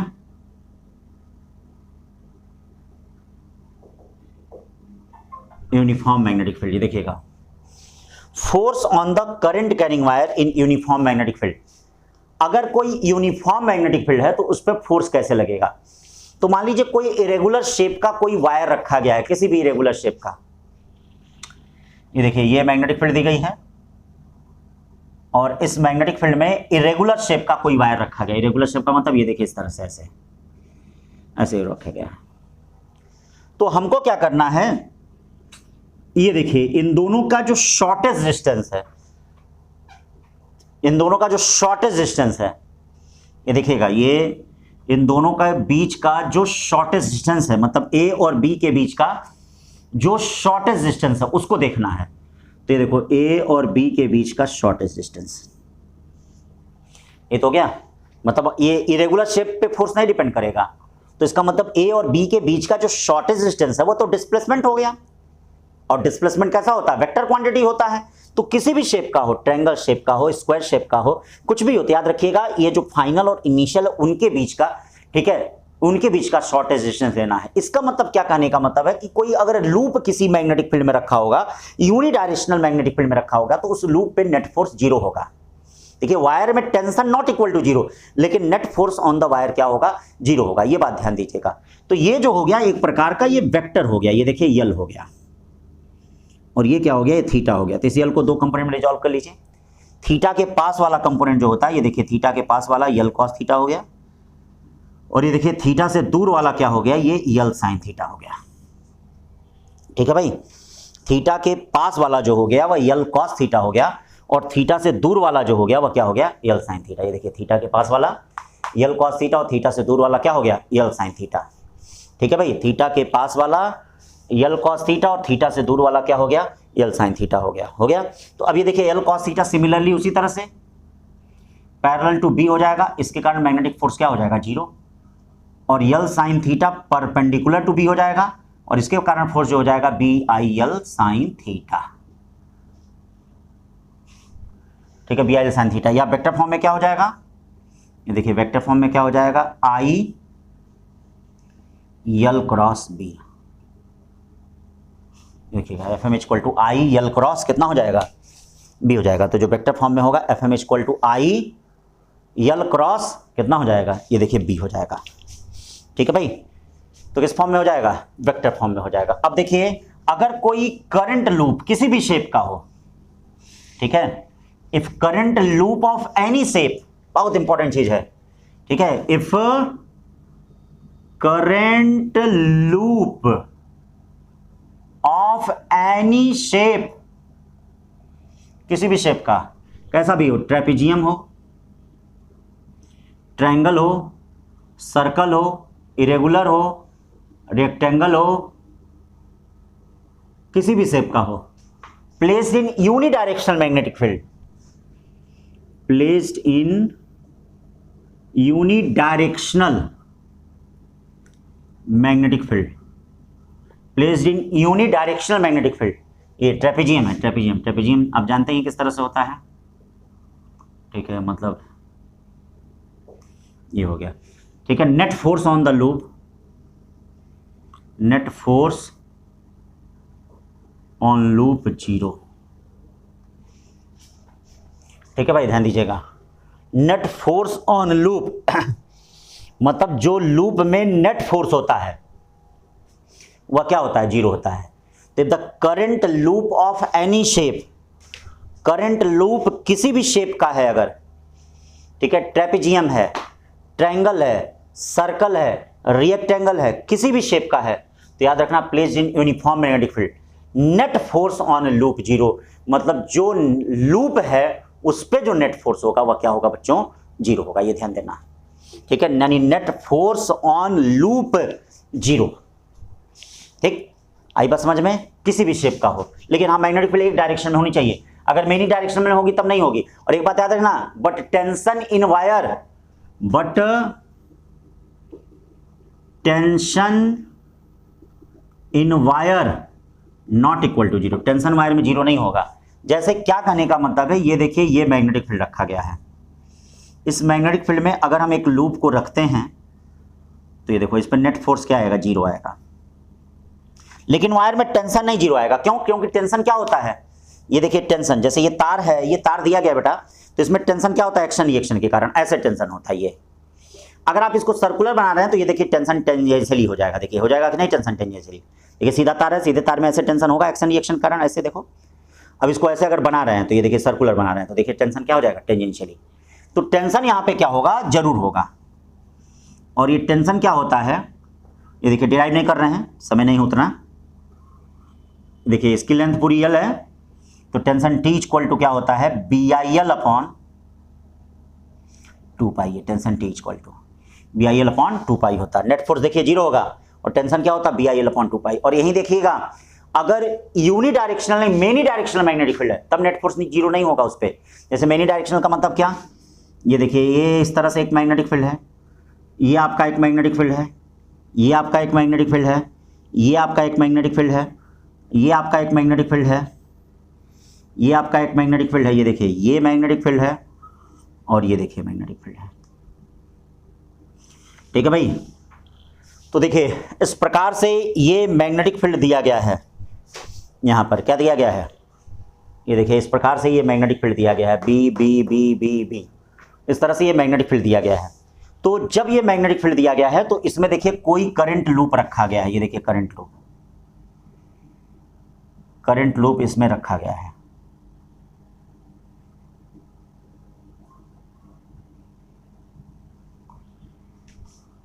अगर करंट लूप रखा गया तो इसमें नेट फोर्स जीरो नहीं होगा।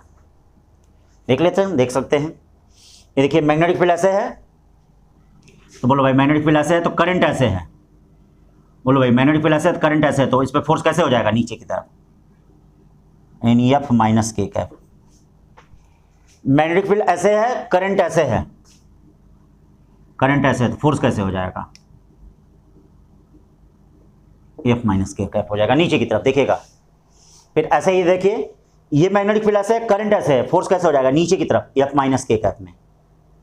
इसका मतलब क्या है, अगर ये सर्कुलर लूप है इस तरह से तो इस पे फोर्स कैसे लगा हुआ है, देखिए ऐसे ऐसे ऐसे ऐसे ऐसे ऐसे ये फोर्स लगा हुआ है, क्यों लगा हुआ है कि नहीं, मतलब अगर ये सर्कुलर लूप है तो इस प्रकार से नीचे यहां पे फोर्स क्या है, ये लटका हुआ है, ये ध्यान दीजिएगा।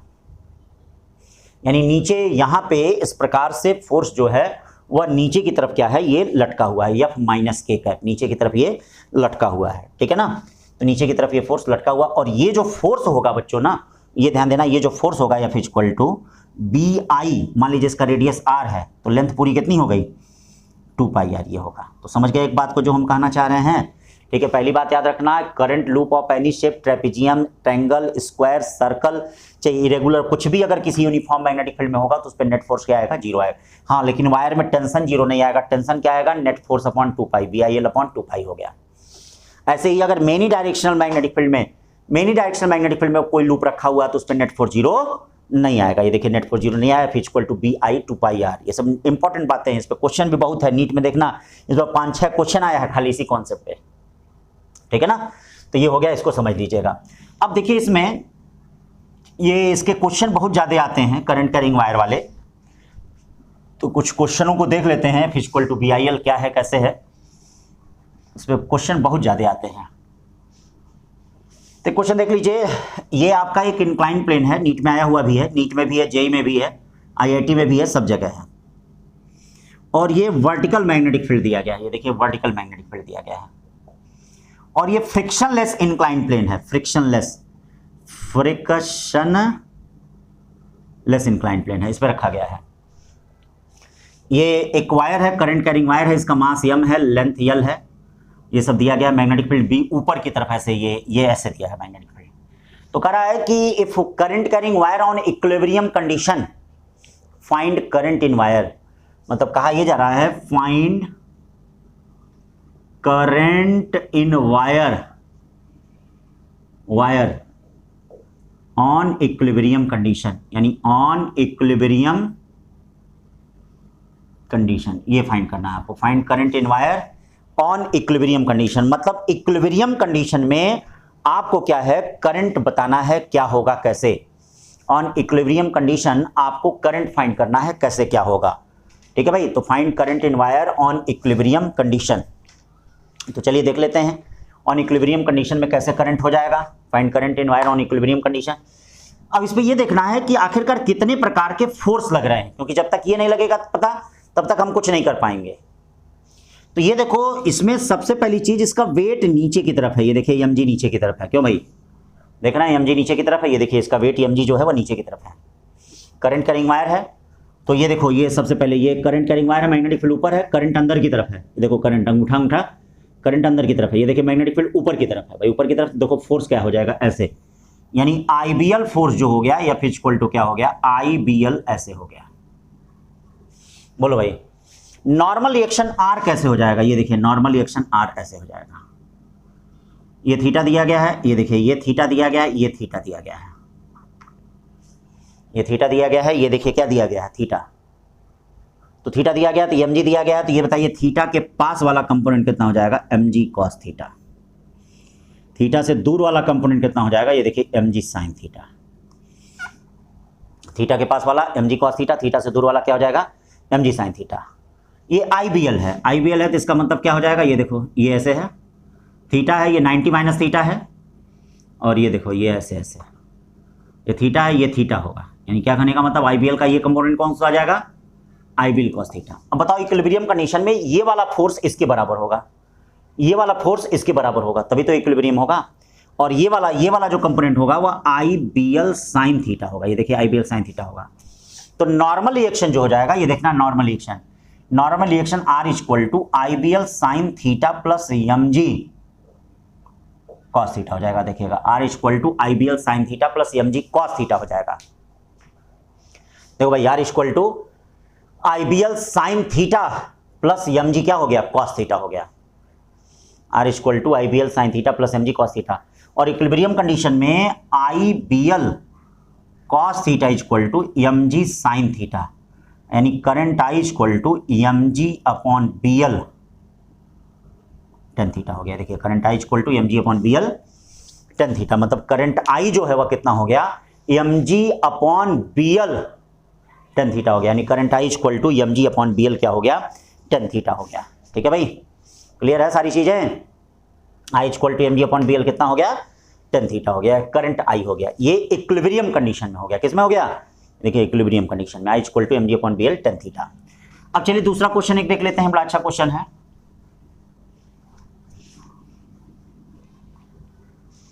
चलो भाई दूसरा क्वेश्चन देखिए, ये मैग्नेटिक फील्ड दिया गया है और ये करंट कैरिंग वायर रखा गया है। ये देखिए करंट कैरिंग वायर, इसकी लंबाई L है, ये 45 है, इसका नाम AB है, इसका नाम BC है। करंट I जा रहा है दोनों में। देखिएगा क्लोज नहीं है, अगर यही क्लोज लूप होता तब तो इस पर नेट फोर्स 0 होता। तो कहा यह जा रहा है कि AB पे और BC पे फोर्स का, केवल AB पे और BC आर्म पे फोर्स का रेशियो आपको बताना है। मतलब AB आर्म पे और BC आर्म पे, ये देखिए AB और BC आर्म पे आपको फोर्स का रेशियो बताना है। ध्यान दीजिएगा, AB आर्म पे और BC आर्म पे फोर्स का आपको रेशियो बताना है, क्या होगा AB आर्म पे और BC आर्म पे। तो ये देखिए ये L लेंथ का करंट कैरिंग वायर है, किसी मैग्नेटिक फील्ड में रखा गया है, तो इस पे जो फोर्स होगा FAB वह कितना हो जाएगा, IBL हो जाएगा। बोलो भाई IBL हो जाएगा। और ये देखिए ये मैग्नेटिक फील्ड से कितना, पहले इसकी लेंथ भी देख लेते हैं। इसकी लेंथ ये L है, तो cos 45 बेस अपॉन ये रखेंगे तो ये L √2 हो जाएगा, क्यों भाई L √2 हो जाएगा। और ये देखो ये मैग्नेटिक फील्ड से कितना एंगल बना रहा है, मतलब इधर से है नहीं एंगल, जैसे ये 30 होता तो मैग्नेटिक फील्ड से 60 बनाता, 60 होता ये तो मैग्नेटिक फील्ड से 30 बनाता, 45 है तो 45 तो लगेगा ही। तो ये ध्यान दीजिए मैग्नेटिक फील्ड से कितना एंगल बना रहा है, 45। तो ये इस पे कितना फोर्स लगेगा, करंट तो आई ही होगा, IBL √2 sin 45। देखिए sin 45 होता कितना है, 1/√2, √2 कट गया, √2 कट गया, 1/1 आ गया। तो AB और BC पे फोर्स का रेशियो कितना हो गया, 1:1। तो ऐसे कोई भी अगर सर्कुलर करंट कैरिंग वायर किसी अगर मैग्नेटिक फील्ड में रखा है तो उस पर फोर्स F इक्वल टू क्या होगा, IBL cos थीटा होगा, सॉरी IBL sin थीटा होगा। ठीक है, समझ रहे हैं। अब force between two parallel current carrying wire देख लेते हैं। दो पैरेलल करंट कैरिंग वायरों के बीच का फोर्स कैसे होता है, क्या होता है, उसको देख लेते हैं। तो चलिए भाई force between two parallel current carrying wire, आ जाओ भाई। फोर्स बिटवीन, बहुत इंपॉर्टेंट है, two parallel current carrying wire. मैंने आपसे कहा है क्या कहा मैंने आपसे कहा कि अगर करंट सेम डायरेक्शन में होगा तो अट्रैक्टिव होगा। तो मान लीजिए इनके बीच की डिस्टेंस R है, इसकी लंबाई L है, ये देखिए इसकी लंबाई L है, ये देखिए ये इनके बीच की डिस्टेंस R है, इसकी लंबाई जो दी गई है वो कितनी दी गई है, L दी गई है। ये देख रहा है इसकी लंबाई L दी गई है और ये करंट I1 दिया गया है, ये देखना करंट I1 दिया गया है, ये करंट I2 दिया गया है, देखिए करंट I1 दिया गया है, करंट I2 दिया गया है। बोलो भाई ध्यान देना, ये करंट I1 दिया गया, करंट I2 दिया गया, force between two parallel current carrying wire, दो पैरेलल करंट कैरिंग वायरों के बीच आपको फोर्स निकालना है। ये इफेक्टिवली इनफाइनाइट है, ध्यान देना, इफेक्टिवली इनफाइनाइट। ये क्या है? इफेक्टिवली इनफाइनाइट है, इफेक्टिवली इनफाइनाइट। तो इफेक्टिवली इनफाइनाइट का मतलब अगर करंट ऐसे दिया है तो इसके कारण मैग्नेटिक फील्ड बताइए कैसे हो जाएगा? इसके कारण मैग्नेटिक फील्ड इनवर्ड हो जाएगा। ये देखिए इनवर्ड, ये देखिए इनवर्ड हो गया तो फोर्स अट्रैक्टिव होगा, ये तो पक्का है ना फोर्स। तो हम इसके कारण इस पर मैग्नेटिक फील्ड निकालते हैं। तो चलिए इसके कारण इस पर मैग्नेटिक फील्ड निकालते हैं। तो B1 इक्वल टू क्या होगा? Mu naught upon 2 pi I1 by कितना हो गया? R हो गया। बोले भाई इसके कारण इस पर magnetic field B1 equal to mu naught upon 2 pi I1 by R। ठीक है, ये देखिए B1 equal to mu naught upon 2 pi I1 by R हो गया। ये मैग्नेटिक फील्ड हो गया। अब ये बताइए इसके कारण मैग्नेटिक फील्ड ऐसे है, इस मैग्नेटिक फील्ड में ये करंट वायर रखा गया है L लंबाई का, तो क्या इस पर फोर्स भी लगेगा? F इक्वल टू बोलो कितना हो जाएगा? I2 B1 L या F equal to mu naught upon 2 pi I1 I2 L upon R। कई बार तो केवल फार्मूले से ही क्वेश्चन आ जाता है कि करंट को बढ़ा दिया गया, घटा दिया गया, R को कम कर दिया गया, R को ज्यादा कर दिया गया, अब इनके बीच का फोर्स निकालो। तो याद रखना इन दोनों के बीच का force F equal to mu naught upon 2 pi I1 I2 L upon कितना होगा? R होगा। ये इनके बीच का फोर्स हो गया। ठीक है भाई, force between parallel current carrying wire. अब यही अगर करंट का डायरेक्शन सेम है तो ऐसे होगा, करंट का डायरेक्शन अगर अपोजिट है तो इसका मतलब क्या हो जाएगा? रिपल्सिव फोर्स होगा। यही अगर लूप भी है तो भी यही चीज होगा। ठीक है ना। तो अब इससे जरा रिलेटेड एक दो क्वेश्चन देख लेते हैं, तब जाके आगे बढ़ते हैं। एक दो क्वेश्चन देख लिया जाए तब जाके आगे बढ़ा जाए कि क्या है कैसे है।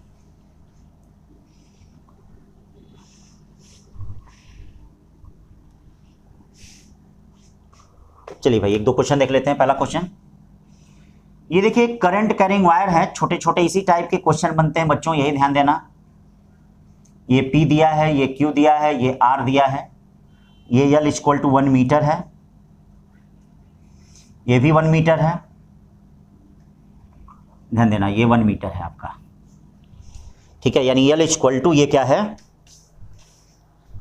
1 मीटर दिया गया है। ये देखिएगा L इक्वल टू 1 मीटर दिया है, 1 मीटर दिया है। ठीक है ना। तो L इक्वल टू 1 मीटर ये दिया गया, ये P दिया है, ये Q दिया है, ये R दिया है, ये 1 मीटर, ये 1 मीटर। हमको Q पर नेट फोर्स फाइंड करना है। किस पे? Q पर। देखिए भाई Q पर नेट फोर्स फाइंड करना है। सब में करंट भी देख लीजिए, 20 एम्पियर है, 30 एम्पियर है, इसमें कितना ले लिया जाए? 40 एम्पियर। तो कह रहा find net force on, find net force on Q, find net force on Q,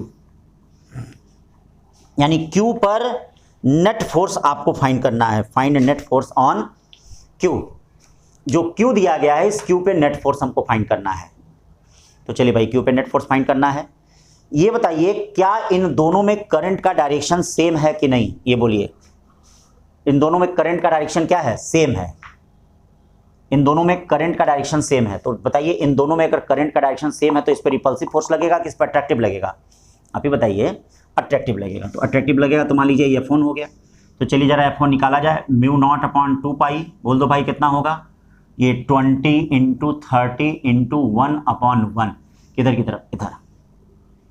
ये बताइए इन दोनों में फोर्स क्या अपोजिट है? तो इसके कारण इस पे कैसा फोर्स होगा? रिपल्सिव। भाई करंट का डायरेक्शन अगर अलग अलग है तो रिपल्सिव, रिपल्सिव का मतलब ये क्या हो गया? F2 हो गया। बोलिए भाई F2 हो गया। क्यों?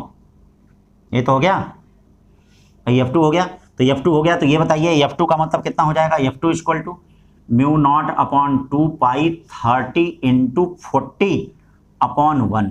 ये बताइए 30 इंटू 40 अपॉन 1, ये किधर की तरफ हो गया? इधर की तरफ हो गया। अब नेट फोर्स कितना हो जाएगा? F नेट इक्वल टू क्या हो जाएगा? ये ध्यान दीजिए F1 प्लस F2। बोलो भाई F नेट कितना हो गया? F नेट जो हो गया वह कितना हो गया? F1 plus F2। बोलिए F net equal to F1 plus कितना हो गया? F2 हो गया। बोलो F net equal to F1 plus F2 या F नेट इक्वल टू, ये देखिए mu naught upon 2 pi common हो गया तो बचा कितना? 20 तियाँ 600 और 40 तियाँ 1200, यानी कितना हो गया? F net equal to mu naught upon 2 pi 12×6=1800, ये देखिए 1800 जो भी होगा न्यूटन हो जाएगा। ठीक है भाई, तो इस प्रकार का ये क्वेश्चन हो गया, इसको ध्यान दीजिएगा, ऐसा क्वेश्चन आ सकता है, बहुत इंपॉर्टेंट है। ठीक है, छोटी छोटी बातों को ध्यान दीजिए। अब एक दूसरा जरा क्वेश्चन देख लेते हैं इसी पे, एक दूसरा क्वेश्चन इसी पे देख लेते हैं। जैसे जैसे पढ़ा रहा हूं बेटा उसी तरह से रिवाइज करिए, आप अच्छा कर लेंगे, जरूर अच्छा करेंगे, आप ही लोग हर जगह दिखेंगे। ठीक है, अपने अंदर आत्मविश्वास जगाए रखिए। और मेडिकल एक बहुत बड़ी फील्ड है, आज देख रहे हैं सबसे ज़्यादा, ठीक है, रिसेशन के दौर, इस मंदी के दौर में भी, मुझे कहना नहीं चाहिए, डॉक्टर का बिजनेस ज़बरदस्त चल रहा है। उसमें भी डॉक्टर जा ही नहीं रहे अपने बिजनेस में, डर गए हैं, नहीं चाहिए मुझे पैसा। ठीक है, वो नहीं जा रहे हैं, कोरोना से डर गए हैं, नहीं जाइए, मुझे पैसा ही नहीं चाहिए। कई तो प्रैक्टिस ही छोड़ दिए, जाके इधर उधर बैठ गए हैं। मुझे याद है कई शहर के अच्छे डॉक्टर हैं, वो अपनी प्रैक्टिस इस समय नहीं कर, जाके एक जगह एकांत जहाँ एक और कहीं घर बनाए हुए हैं वहाँ जाके गुमनाम एकदम, नहीं जब खत्म हो जाएगा तब आएंगे, डर गए, उनको नहीं चाहिए पैसा। तो अलग बात है, सबकी अपनी अपनी चॉइस है। ठीक है, वो तो अलग चीज़ है, मैं ये नहीं कह रहा हूँ कि क्या है, बुरे हैं अच्छे हैं, ये नहीं मैं कह रहा हूँ, सबकी अपनी अपनी चॉइस है। कोई उसी में भगवान बना हुआ है, कोई उसी में देख रहे हैं कि कई ऐसे हमारे स्टूडेंट हैं जो इंटर्नशिप में कर रहे हैं, उसमें कोरोना पॉजिटिव होने के बाद भी अपनी ड्यूटी को क्या है जारी रखे हुए हैं, डरे नहीं है। क्या है सर कोरोना वोना, BRD के कितने स्टूडेंट हैं, KGMC में कई स्टूडेंट्स हैं, वह सब क्या है कोरोना पॉजिटिव होने के बाद भी अपना 14-21 दिन का वो पूरा करके ड्यूटी पे क्या लगे हुए हैं अपना। अब कई लोग उसी में क्या है भाग जा रहे हैं मैदान छोड़ के, तो अलग बात है, वो तो अपनी रुचि है। लेकिन हाँ, जो हैं उसमें मैदान में हैं, वो जो जूनियर रेजिडेंट डॉक्टर जो कहा जाता है मेडिकल कॉलेजों में, यही इस समय संभाले हुए हैं। अगर इसीलिए ठीक है भाई, अगर वह नहीं होते तो हमें नहीं लगता है कि क्या है, जो भी 2-4 केस 10, 20, 50 केस जो ठीक हो रहे हैं, ठीक है, वह नहीं हो पाते। तो डॉक्टर एक बहुत बड़ा पेशा है, बहुत अच्छा है, बहुत बढ़िया है, और अपने घर की जॉब है। जहाँ भी आप चाहें भारतवर्ष के किसी भी कोने में आप इसको स्टार्ट कर सकते हैं, किसी भी जगह।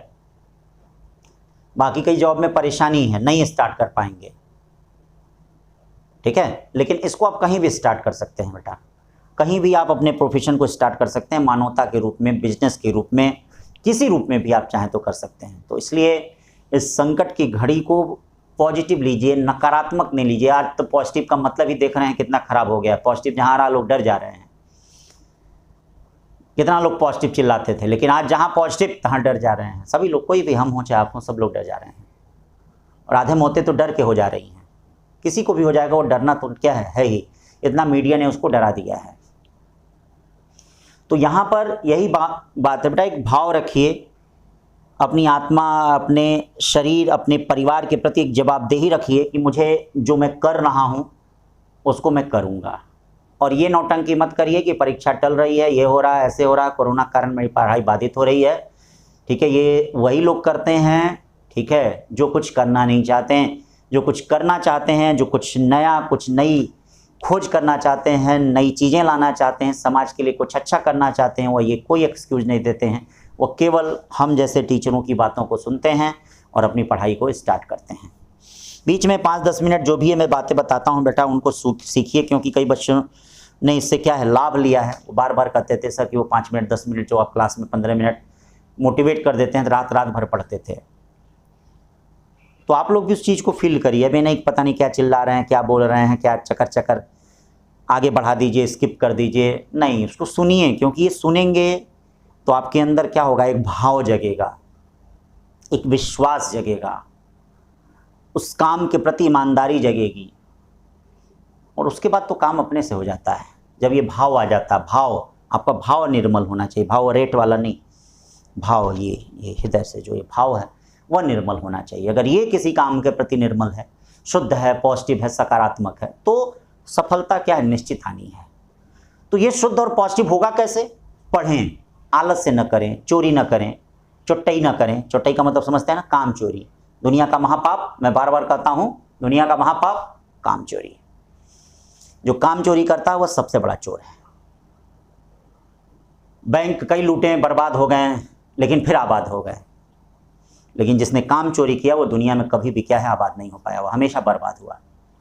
ठीक है, बड़े बड़े इतिहास गवाह है, बड़े बड़े राजा महाराजा जो भी कामचोर आलसी थे, उनकी सल्तनत, उनका राज दरबार, उनका राज्य सब कुछ छिन गया। और जो भी राजा कुछ भी नहीं था, किसी के पास कुछ भी नहीं था, देश से बहिष्कृत कर दिया गया था, निकाल दिया गया था, लेकिन अपने आत्मविश्वास, अपने बल के बल पे, आलस से नहीं था जिनके अंदर, वही जीवन में क्या है, सफल हुए हैं और पूरे भारतवर्ष पे उन्होंने राज्य किया। इतिहास गवाह है, देख लीजिए। तो यही है, अपने अंदर से कामचोरी निकाल दीजिए, आलस से निकाल दीजिए कि अभी वीडियो आया है नहीं देखेंगे, मोबाइल पे गेम खेल लेंगे, इधर उधर का देख लेंगे, लेकिन नहीं देखेंगे। अरे सर वही तो पढ़ा रहे होंगे भाई, गाने में तो आप वही सुनते हैं, बार बार सुनते हैं, बार बार सुनते हैं। वो गाना क्या आपको सक्सेसफुल कितना आत्मा प्रदान कर रहा है, कितना वो प्रदान कर रहा है? तो कम से कम मेरी बातों को ध्यान दीजिए और ये सब पढ़ाई करिए, सब पढ़ेंगे तो अच्छा है। तो अब ये जैसे करंट है, ये देखिए 20 एम्पियर है, इफेक्टिवली इनफाइनाइट है, इफेक्टिवली ये 1 मीटर दिया है और ये 2 मीटर का दिया है, ये 2 मीटर का दिया है। इस तरह से ये देखिए ये करंट है, ऐसे करंट है। ठीक है भाई, तो ये करंट दिया गया है, ये देखो करंट कैरिंग वायर दिया गया है। ठीक है, ये 20 एम्पियर है, ये करंट कैरिंग वायर दिया है, ये ए बी दिया है, ये सी दिया है और ये डी दिया गया है, ए बी सी डी। ये देखिएगा A B C D, A B C D, इस प्रकार से ये करंट दिया गया है। क्यों? करंट इसमें भी जो है वह 10 एम्पियर मान लीजिए। तो कहा जा रहा है कि ये जो स्क्वायर लूप है, इस पे आप नेट फोर्स बताएं, net force on square loop, find net force, ध्यान दीजिएगा, net force on square loop. ये देखिए स्क्वायर लूप पे आपको नेट फोर्स बताना है। ठीक है भाई, तो चलो भाई स्क्वायर लूप पे नेट फोर्स बता देते हैं। ये बताओ, ये दोनों में बेटा क्या करंट सेम डायरेक्शन में है? पहले इनके कारण जरा मैग्नेटिक फील्ड देख लेते हैं। इसके कारण मैग्नेटिक फील्ड जो होगा वह इनवर्ड होगा। ये देखिए, ये देखिए इनवर्ड मैग्नेटिक फील्ड होगा।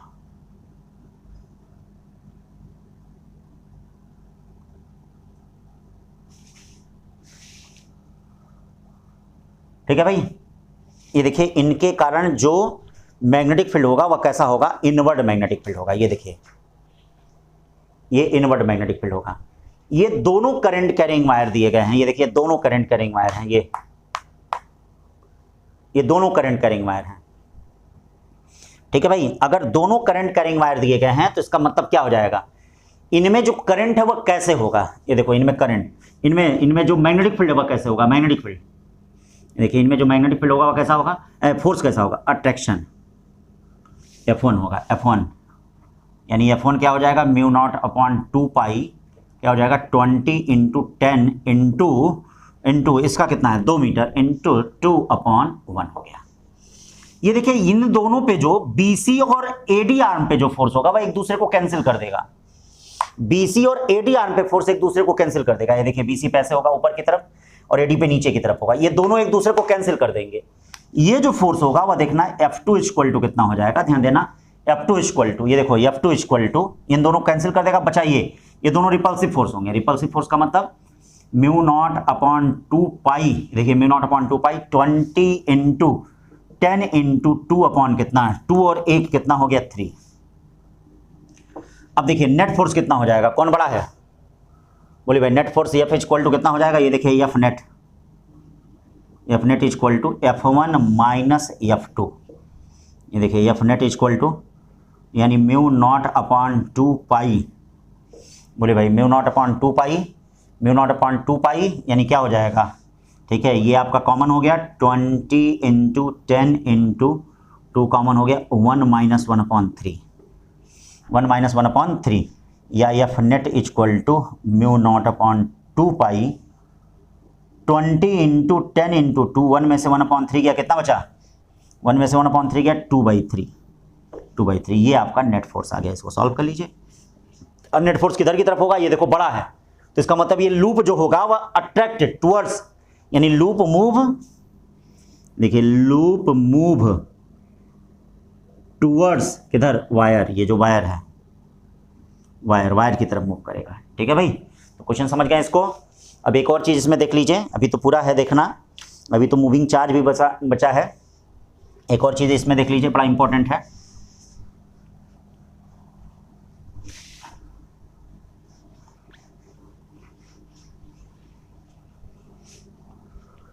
Force between two parallel charge beam, force between two parallel charge beam, चलो भाई चार्ज बीम के बीच का फोर्स क्या हो जाएगा। देखो भाई दो पैरेलल चार्ज बीम के बीच का फोर्स क्या है, कैसे क्या चीजें हैं। अगर दो पैरेलल चार्ज बीम है तो उनके बीच का फोर्स क्या होगा। तो देखो भाई दो पैरेलल चार्ज बीम हैं, इस प्रकार से दो पैरेलल चार्ज बीम दिए गए हैं और ये आपका क्या दिया है, Q1 दिया है और ये V1 दिया है। और ये देखिए इस प्रकार से ये क्या दिया गया है, ये आपका Q2 दिया गया है और ये V2 दिया गया है। तो याद रखिएगा अगर दो पॉजिटिव चार्ज बीम हैं तो उनके बीच जो नेट फोर्स लगेगा वो अट्रैक्टिव लगेगा। देखिए मैग्नेटिक भी लगेगा और इलेक्ट्रिक भी लगेगा, लेकिन दुनिया में स्ट्रॉन्गेस्ट फोर्स कौन है, न्यूक्लियर। न्यूक्लियर के बाद इलेक्ट्रोस्टैटिक्स और इलेक्ट्रोस्टैटिक्स के बाद मैग्नेटिक, इलेक्ट्रोस्टैटिक्स के बाद क्या है, मैग्नेटिक। तो ये देखिए अगर दोनों में करंट का डायरेक्शन सेम है तो इन पे मैग्नेटिक फोर्स ऐसे लगेगा, सॉरी मैग्नेटिक फोर्स, दोनों करंट का डायरेक्शन सेम है तो मैग्नेटिक फोर्स अट्रैक्टिव होगा और इलेक्ट्रिक फोर्स जो लगेगा वह इधर की तरफ लगेगा। ये देखिए इलेक्ट्रिक फोर्स ऐसे लगेगा। लेकिन स्ट्रॉन्गेस्ट फोर्स कौन होगा, electric. F is greater than F M, ठीक है, एफ एम होगा। इसका मतलब nature of force between them, यानी क्या कहने का मतलब है, nature of force between them, nature of force between them repulsive. ये देखिए दोनों के बीच में जो फोर्स का नेचर होगा वह रिपल्सिव होगा। Nature of force between them repulsive, यानी जो फोर्स का नेचर है दोनों के बीच में वह कैसा होगा, रिपल्सिव होगा। Nature of force between them repulsive, ठीक है भाई। तो ये Q1 V1 हो गया और ये क्या हो गया, Q2 V2 हो गया। इनके बीच फोर्स का जो नेचर होगा वह रिपल्सिव होगा। तो ये करंट का डायरेक्शन अगर सेम है। अब देखिए इनके बीच मैग्नेटिक फोर्स क्या होगा, magnetic force Fm equal to μ0/4π Q1 Q2 V1 V2 upon R का स्क्वायर, ठीक है। अब यही अगर मान लीजिए क्वेश्चन हो, इसमें क्वेश्चन कर रहा है, क्वेश्चन ये कर रहा है Q1 equal to Q2 V1 equal to V2 find ratio of electric force and magnetic force. ये कह रहा है कि मतलब इसी में क्वेश्चन कहा जा रहा है कि अगर दोनों चार्ज बीम समान हो और दोनों की वेलोसिटी समान हो, तो अगर दोनों की वेलोसिटी समान हो तो एक दूसरे के रिस्पेक्ट में क्या होंगे, ये रेस्ट पे होंगे। बोली भाई क्या, एक दूसरे के रिस्पेक्ट में ये रेस्ट पे होंगे। तो कहा यह जा रहा है कि इलेक्ट्रिक फोर्स और मैग्नेटिक फोर्स का आप रेशियो बताइए क्या होगा। इलेक्ट्रिक फोर्स और मैग्नेटिक फोर्स का आप रेशियो बताइए क्या होगा। इलेक्ट्रिक फोर्स और मैग्नेटिक फोर्स का रेशियो बताइए क्या होगा, कैसे होगा, ठीक है भाई। तो इलेक्ट्रिक फोर्स और मैग्नेटिक फोर्स का आपको रेशियो बताना है क्या होगा, कैसे। तो चलिए भाई मिटाते हैं इसको, क्या पाते हैं देखते हैं, मिटाते हैं कैसे हैं क्या है। अब ये देखिए इलेक्ट्रिक फोर्स क्या हो जाएगा अगर दोनों आइडेंटिकल हैं, तो 1/4πε0 Q1 Q2 upon R square. और मैग्नेटिक फोर्स कितना हो जाएगा, μ0/4π, ये देखिए μ0/4π, μ0/4π ये क्या हो गया आपका, μ0/4π के बाद Q square V square upon क्या R स्क्वायर। तो देखिए Fe अपॉन Fm, ये 4π कट गया, ये कट गया, ये क्या हो गया, ये हो गया 1/μ0ε0 और ये V स्क्वायर, μ0ε0 1/c स्क्वायर, या Fe upon Fm equal to क्या हो गया, c square upon V square. बताइए electric force upon magnetic force आ गया कि नहीं, electric force upon magnetic force आ गया इस प्रकार से, ठीक है भाई। तो electric force upon magnetic force आ गया, ठीक, समझ गए। अब आगे चलते हैं, देखते हैं कि किस तरह से motion of charge in uniform magnetic field है। अब देखिए motion of charge particle in uniform magnetic field देख लेते हैं कि कोई भी अगर यूनिफॉर्म मैग्नेटिक फील्ड है तो किसी चार्ज का मोशन किस प्रकार से होगा उसको देख लेते हैं, ठीक है। तो देखो बेटा इसमें क्या होता है कि जैसे हमको सबसे पहली चीज ये मालूम है कि चार्ज पार्टिकल अगर मैग्नेटिक फील्ड के अलोंग जाता है तो उसका पाथ क्या होगा, स्ट्रेट लाइन होगा। मैग्नेटिक फील्ड के परपेंडिकुलर मूव करता है तो उसका पाथ सर्कुलर होगा, और मैग्नेटिक फील्ड से अगर थीटा एंगल बनाते हुए चलता है तो उसका पाथ हेलिकल होगा। तो इसमें 3 4 5 केस हैं, जरा एक नज़र देख लीजिए, फिर उसके बाद उनका रेडियस, टाइम पीरियड, बस 2 ही चीज़ें इंपॉर्टेंट होता है, उसको मैं डिस्कस कर दूंगा तुरंत। उस पर 1 2 क्वेश्चन देख लिया जाएगा छोटा सा, जो हर साल वही उसी प्रकार का आता है। तो सबसे पहली चीज बेटा इसमें क्या है कि एक बात ध्यान दीजिएगा, अगर मैग्नेटिक फील्ड ऐसे है, ये देखिएगा मैग्नेटिक फील्ड अगर ऐसे और कोई चार्ज अगर इस प्रकार से इस पर एंटर करता है, ऐसे प्रवेश करता है, तो याद रखिएगा उस पर जो मैग्नेटिक फोर्स होगा Fm इक्वल टू 0 होगा। मैग्नेटिक फोर्स 0 होगा तो इसका मतलब उसका स्पीड, ये ध्यान दीजिएगा, velocity, momentum, kinetic energy all constant होगा, सब कुछ कांस्टेंट होगा। ये सारी चीजें क्या होंगी? कांस्टेंट होंगी। और दूसरी चीज याद रखना, if the charge move perpendicular to magnetic field, ठीक है, इफ चार्ज मूव, अगर चार्ज क्या है, charge move perpendicular to magnetic field, ध्यान दीजिएगा, if charge move perpendicular to magnetic field, यदि चार्ज क्या होता है, perpendicular to magnetic field move करता है, the charge move perpendicular to magnetic field, its path, इसका पाथ कैसा होगा देख लीजिए, its path, if the charge move perpendicular to magnetic field, its path, इसका पाथ जो होगा, देखिए इट्स पाथ, ठीक है, ये देखिएगा, if charge move perpendicular to magnetic field, its path, इसका पाथ जो होगा वह सर्कुलर होगा। कैसा होगा? इसका पाथ सर्कुलर होगा। ठीक है भाई, तो ये ध्यान दीजिएगा, इसका पाथ जो होगा वह कैसा होगा? सर्कुलर होगा। ठीक है, तो इस बात को ध्यान रखना, कैसे क्या है, the charge move perpendicular to magnetic field, its path circular, इसका पाथ जो है वह सर्कुलर है। ठीक है, क्लियर हो गया? बोलो भाई क्लियर है? हाँ क्लियर है। तो the charge move perpendicular to magnetic field, its path क्या? सर्कुलर, इसका पाथ जो होगा वह कैसा होगा? सर्कुलर होगा। अब आइए बच्चों जरा यहाँ पे और कुछ बातों को ध्यान देते हैं, कैसे क्या है। चलिए भाई, अब देखिए, अगर चार्ज पार्टिकल अंदर से ही मूव करता है तो याद रखिएगा वो कंप्लीट सर्कल बनाता है। ठीक है, if the charge particle move from inside the field make complete loop. क्या कहने का मतलब है? चार्ज पार्टिकल, ध्यान दीजिएगा, charge particle move from inside the magnetic field,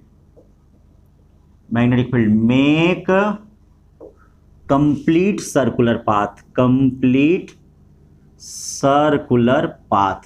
circular path बनाएगा।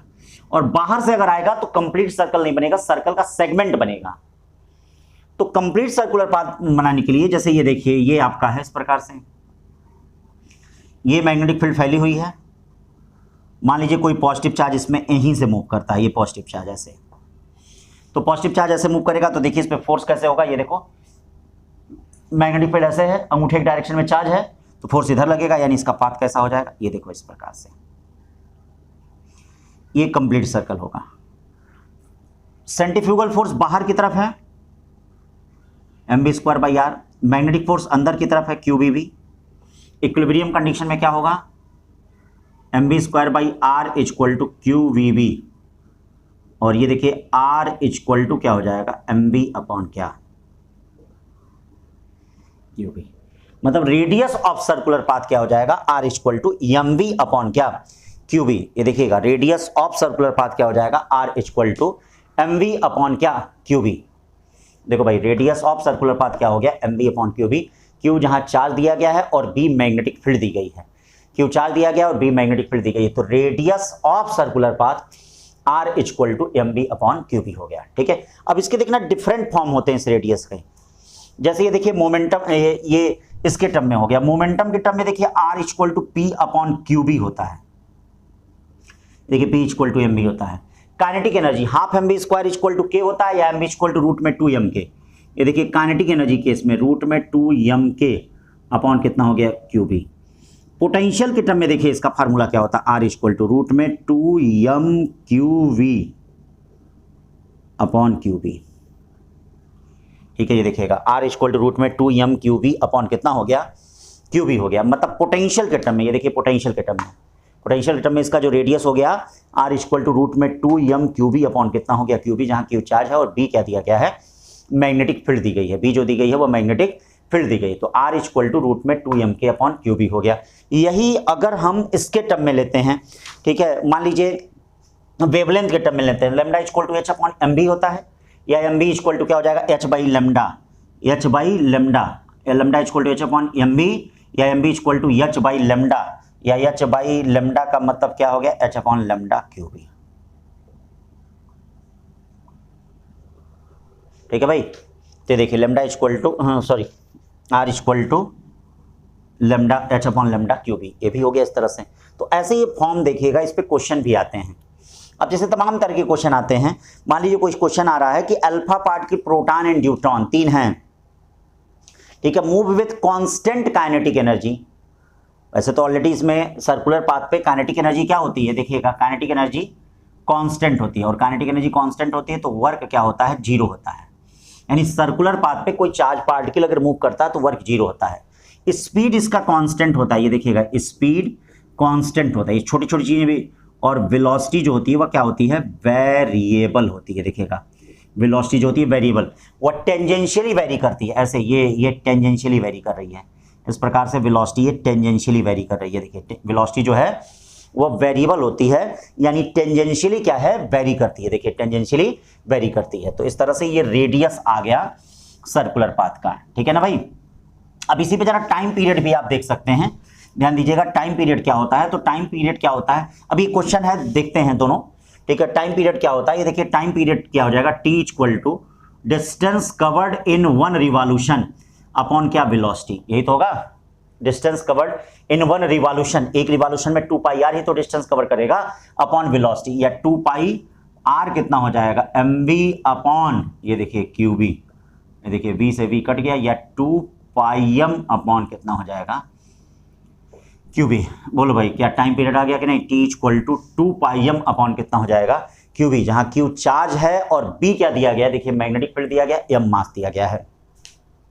तो T equal to 2 pi M upon कितना हो गया, क्यू बी, क्यू चार्ज हो गया, बी मैग्नेटिक फील्ड हो गई, एम मास हो गया। तो इस तरह से ये टाइम पीरियड हो जाएगा, T equal to 2 pi M upon Q B हो जाएगा। अब एक बात याद रखिएगा, टाइम पीरियड जो होता है वह स्पीड से इंडिपेंडेंट होता है। जैसे कई क्वेश्चन ऐसे आते हैं कि स्पीड को 2 गुना कर दिया गया, 4 गुना कर दिया जाए, टाइम पीरियड पे क्या फर्क पड़ेगा। तो time period independent of speed, ये देखिएगा time period independent of speed, speed से इंडिपेंडेंट होता है, स्पीड पे डिपेंड नहीं करता है, ठीक है, स्पीड पे, काइनेटिक एनर्जी पे, इन सब चीजों पे डिपेंड नहीं करता। अब एक क्वेश्चन है, लिख लीजिए, क्वेश्चन है alpha particle proton and neutron, ठीक है, at alpha particle proton and neutron, क्या है question, alpha particle proton and neutron move on circular path in uniform magnetic field, ध्यान दीजिएगा uniform magnetic field, in uniform magnetic field, move on circular path in uniform magnetic field.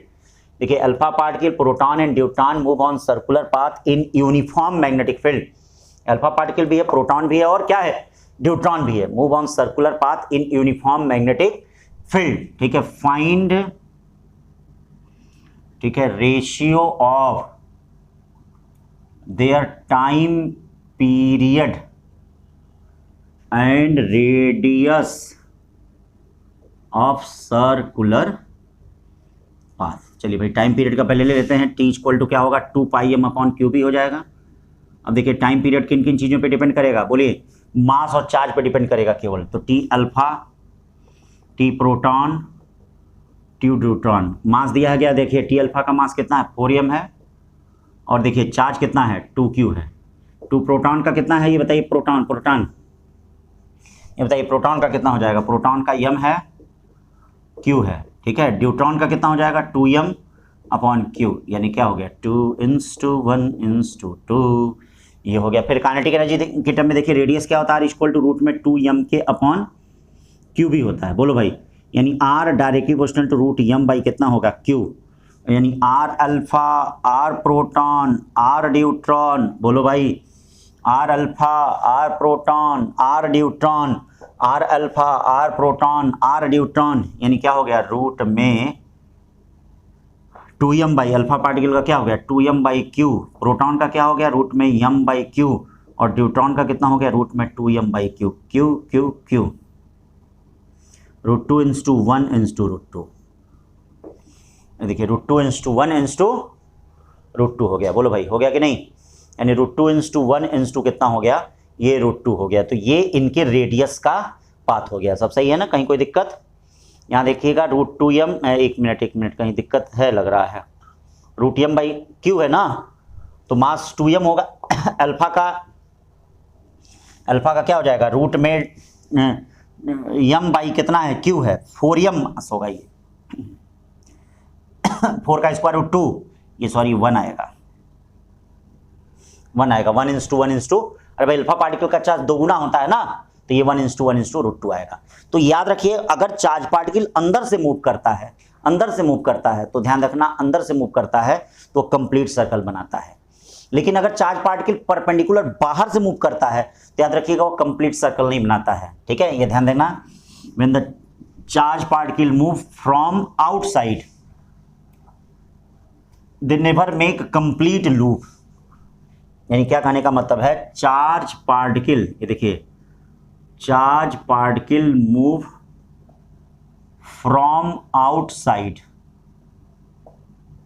Charge particle move from outside perpendicularly they never make close loop. ठीक है, complete loop, close loop नहीं, complete loop. ठीक है, they never make close complete. Charge particle move from outside perpendicularly they never make, यानी कभी भी वह close loop क्या है, नहीं बनाते हैं। ये ध्यान दीजिएगा, हो सकता है वह कंप्लीट कभी भी क्लोज लूप वह नहीं बनाते हैं, ये ध्यान देना। यानी जो कंप्लीट लूप है वह नहीं बनाएंगे। ठीक है, क्लियर है, बातों को समझ रहे हैं ना, क्या कहना चाह रहे हैं हम? तो कभी भी वह क्लोज लूप नहीं बनाएंगे, इस बात को ध्यान रखिएगा। ठीक है, कहाँ से? अगर आउटसाइड मूव करें, जैसे मान लीजिए इस प्रकार से है, ये देखिए इस प्रकार से दिया है, ये आपका ऐसे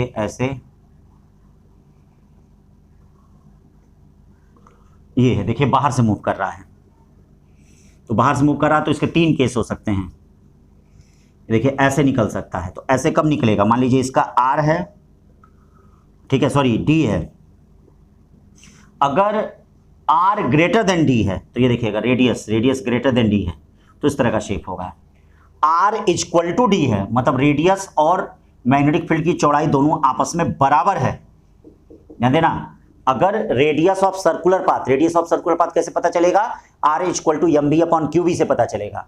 अगर रेडियस ऑफ सर्कुलर पाथ और मैग्नेटिक फील्ड की चौड़ाई दोनों आपस में बराबर है, ये देखिए ये D है, ये दोनों आपस में बराबर हैं, तो ध्यान देना भाई, अगर दोनों आपस में बराबर हैं तो इसका मतलब इसको टच करते हुए वह वापस आ जाएगा। और अगर छोटा होगा थोड़ा पहले से ही वापस आ जाएगा, तो ये देखिए they never make complete loop, यानी कभी भी एक कंप्लीट लूप नहीं बनाएंगे। लेकिन हाँ, सर्कल का पार्ट है।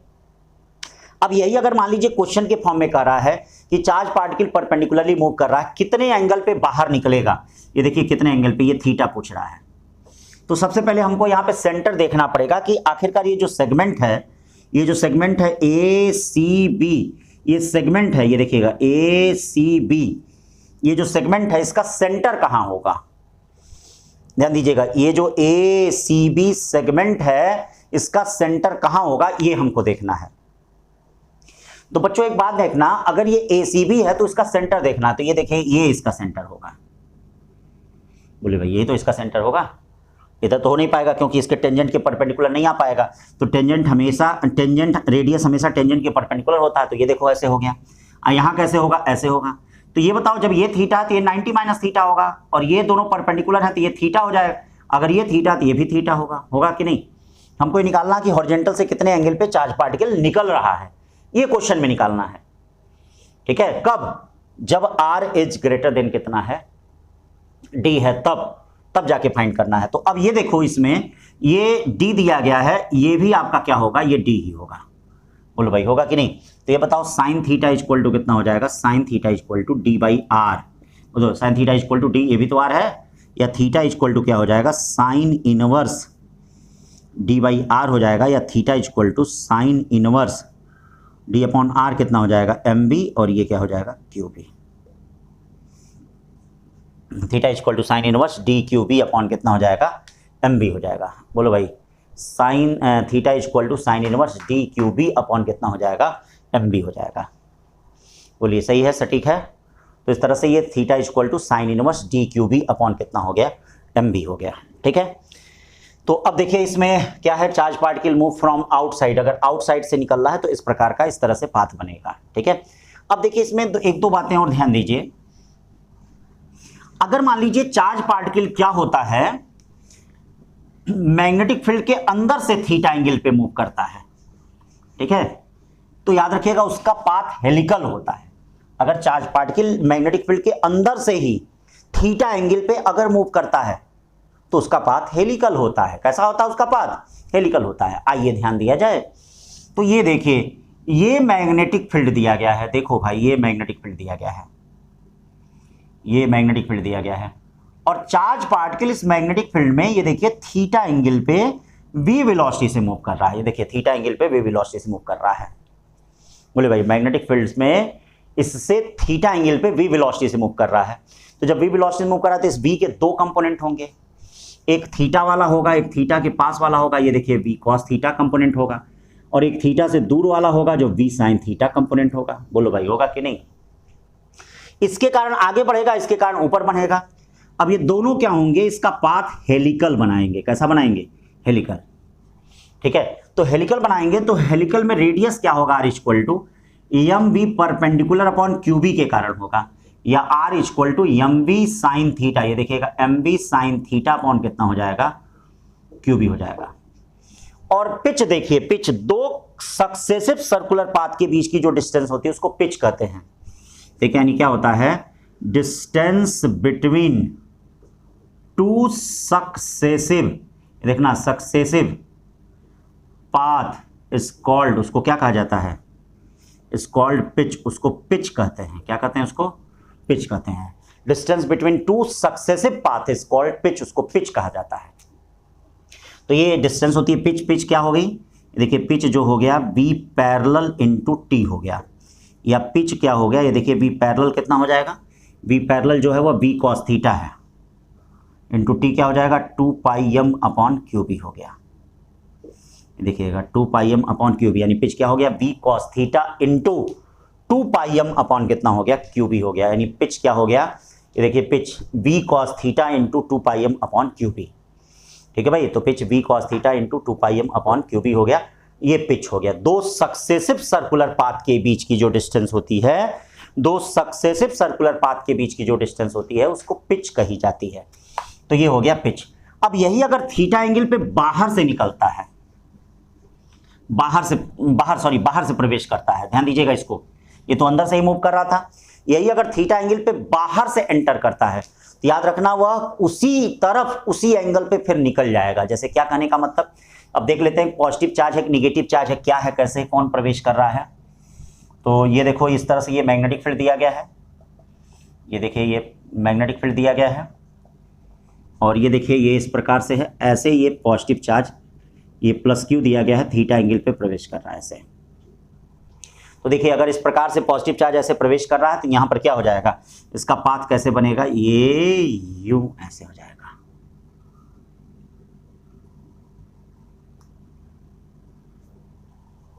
बोलो भाई ये थीटा है, ये भी आपका थीटा हो जाएगा कि नहीं? तो इस तरह से ये थीटा हो जाएगा, ऐसे ये पाथ बनेगा। ये देखिएगा ये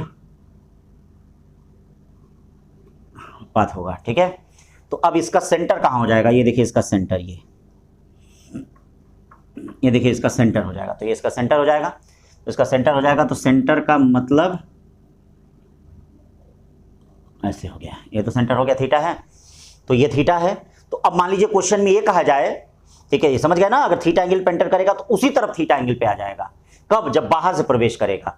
और देखिए अंदर से थीटा एंगल प्रवेश करेगा तो हेलिकल पाथ बनाएगा, ठीक है। अब एक बात और देखिए, जैसे मान लीजिए क्वेश्चन में कहा time spend by charge particle, जैसे ये प्लस क्यू चार्ज है, time spent by charge particle in this field, ठीक है, in this magnetic field, time spent by charge particle in this magnetic field. ये ध्यान दीजिएगा, इन दिस मैग्नेटिक फील्ड, यानी इस मैग्नेटिक फील्ड में ये कितना टाइम स्पेंड करेगा?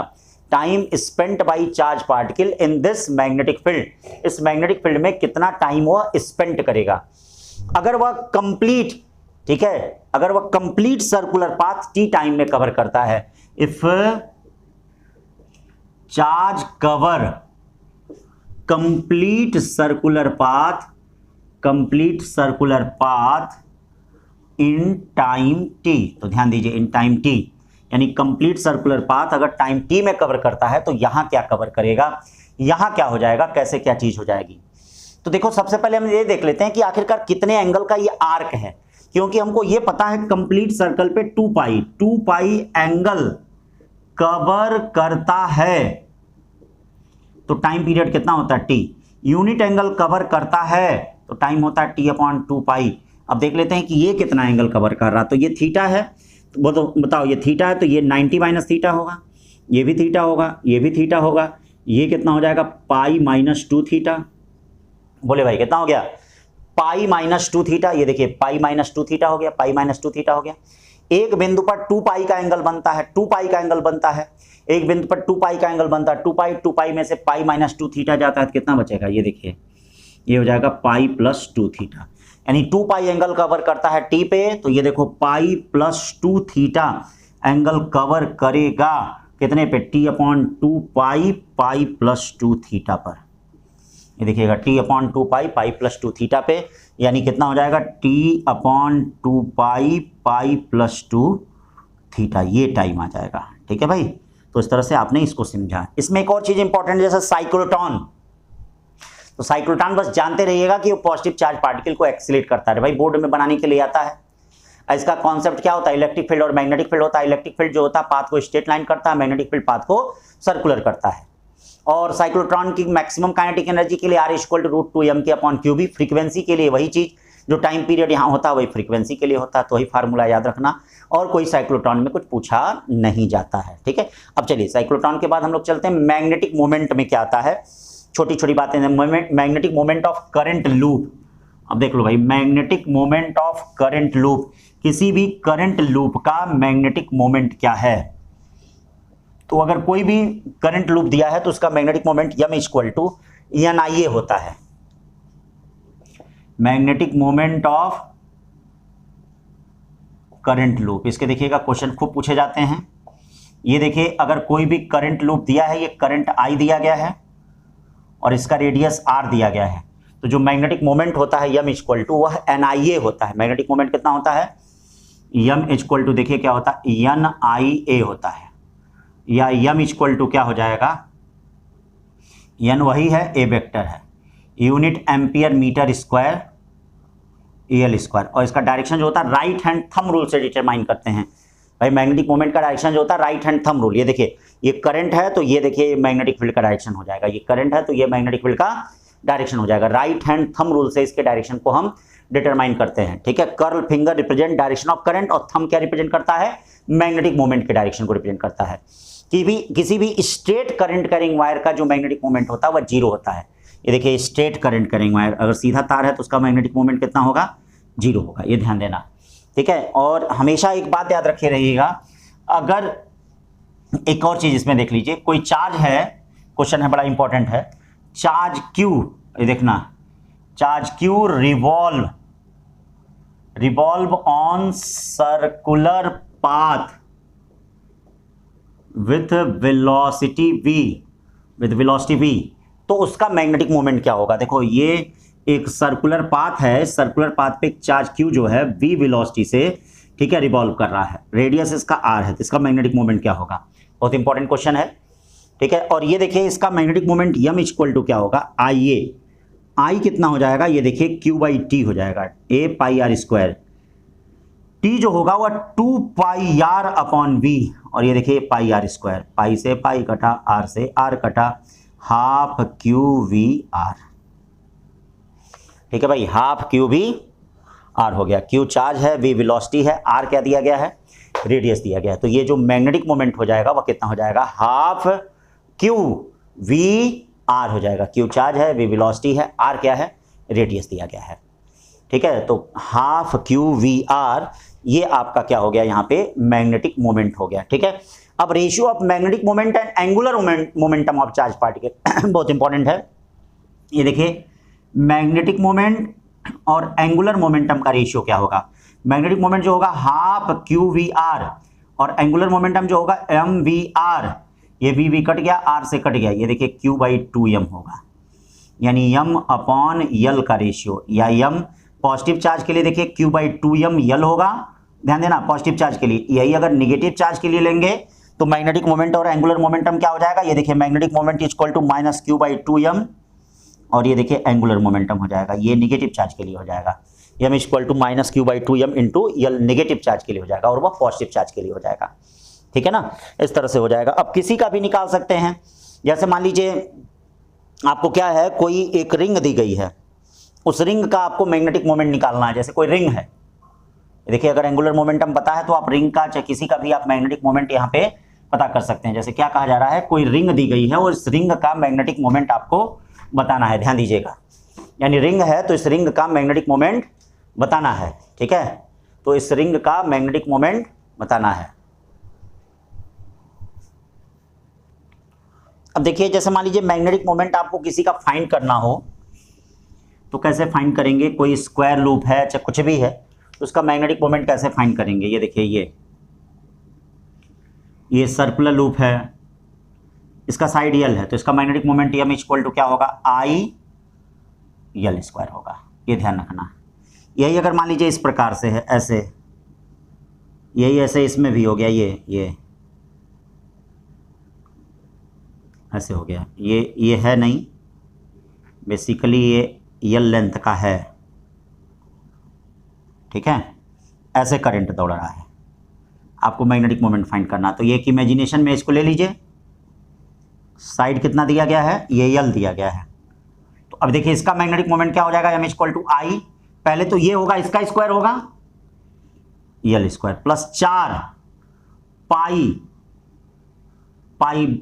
ये देखिए इसका रेडियस कितना हो जाएगा, इसका रेडियस यल बाई टू होगा, पाई बाई टू पहले हो गया, और यल बाई टू का होल स्क्वायर, इसका मतलब समझे है ना क्या है, जैसे सेमी सर्कल का एरिया क्या होता है, अरे पूरा सर्कल का एरिया पाई आर स्क्वायर होता है, तो ये क्या है, ये यल बाई टू होगा, ये देखिए यल बाई टू हो गया, तो एक का एरिया क्या हो गया, pi by two L by two का होल स्क्वायर, तो 4 है, चारों का ये हो गया, स्क्वायर कर दीजिए, एम इक्वल टू कितना हो जाएगा, ये देखिए आई, यानी एम इक्वल टू क्या हो गया, एम जो हो गया, एक मिनट, हाँ, M equal to I L square, और ये देखो 2 से 2 कट गया, plus 2 pi L square upon कितना हो गया, 4 हो गया, इस तरह से ये आ गया, ठीक है, आ गया कि नहीं, तो ऐसे आप मैग्नेटिक मोमेंट फाइंड कर सकते हैं। अब इसी पे देखिए torque acting on current loop in uniform magnetic field, torque हुआ, पोटेंशियल एनर्जी हुआ, कुछ भी हुआ, तो चलो उसको भी देख लो, उस पर भी क्वेश्चन आते हैं। Torque acting on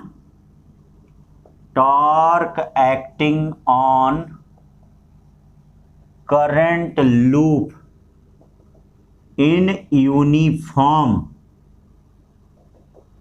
magnetic field, ये देखिएगा torque acting on current loop in uniform magnetic field, मतलब यूनिफॉर्म मैग्नेटिक फील्ड में किस तरह से टॉर्क एक्ट करता है ये आपको बताना है यूनिफॉर्म मैग्नेटिक फील्ड में। तो अगर मान लीजिए मैग्नेटिक फील्ड दिया गया है, इस तरह से ये मैग्नेटिक फील्ड दिया गया है और ये करंट लूप है, ये देखो ये करंट लूप है, और ऐसे ये थीटा एंगल बना रहा है नॉर्मल से, तो टाउ इक्वल टू क्या होता है, एन आई ए बी, एकदम फार्मूले क्वेश्चन आते हैं फार्मूले वाले और एकदम आते हैं, एन आई को आप एम बी कह सकते हैं, एम बी साइन थीटा, और टाउ इक्वल टू क्या हो गया, एम क्रॉस बी, ये आ गया। यहाँ से 2-3 बातें याद रखिएगा, अगर थीटा इक्वल टू 0 डिग्री होगा तो टाउ मिनिमम होगा और स्टेबल इक्विलिब्रियम होगा, कौन सा इक्विलिब्रियम होगा, और फिर दूसरा थीटा इक्वल टू अगर 90 डिग्री होगा तो टॉर्क मैक्सिमम होगा और न्यूट्रल इक्विलिब्रियम होगा, कौन सा होगा, न्यूट्रल, और यही थीटा इक्वल टू अगर 180 डिग्री होता, किसके किसके बीच का एंगल, यम और बी के बीच का एंगल, यम और बी के बीच का एंगल अगर 180 डिग्री होता है तो टाउ मिनिमम होगा और अनस्टेबल इक्विलिब्रियम होगा, कौन सा इक्विलिब्रियम होगा, अनस्टेबल। ये भी क्वेश्चन बहुत ज्यादा पूछा जाता है, किसके, यम और, ये देखिएगा मैग्नेटिक मोमेंट और बी के बीच का एंगल, यही याद रखिए। अगर क्वेश्चन में ये कहता है कि कॉइल के प्लेन और मैग्नेटिक फील्ड के बीच का एंगल थीटा है, ठीक है, if angle between plane of coil, देखिएगा if angle between plane of coil and magnetic field and magnetic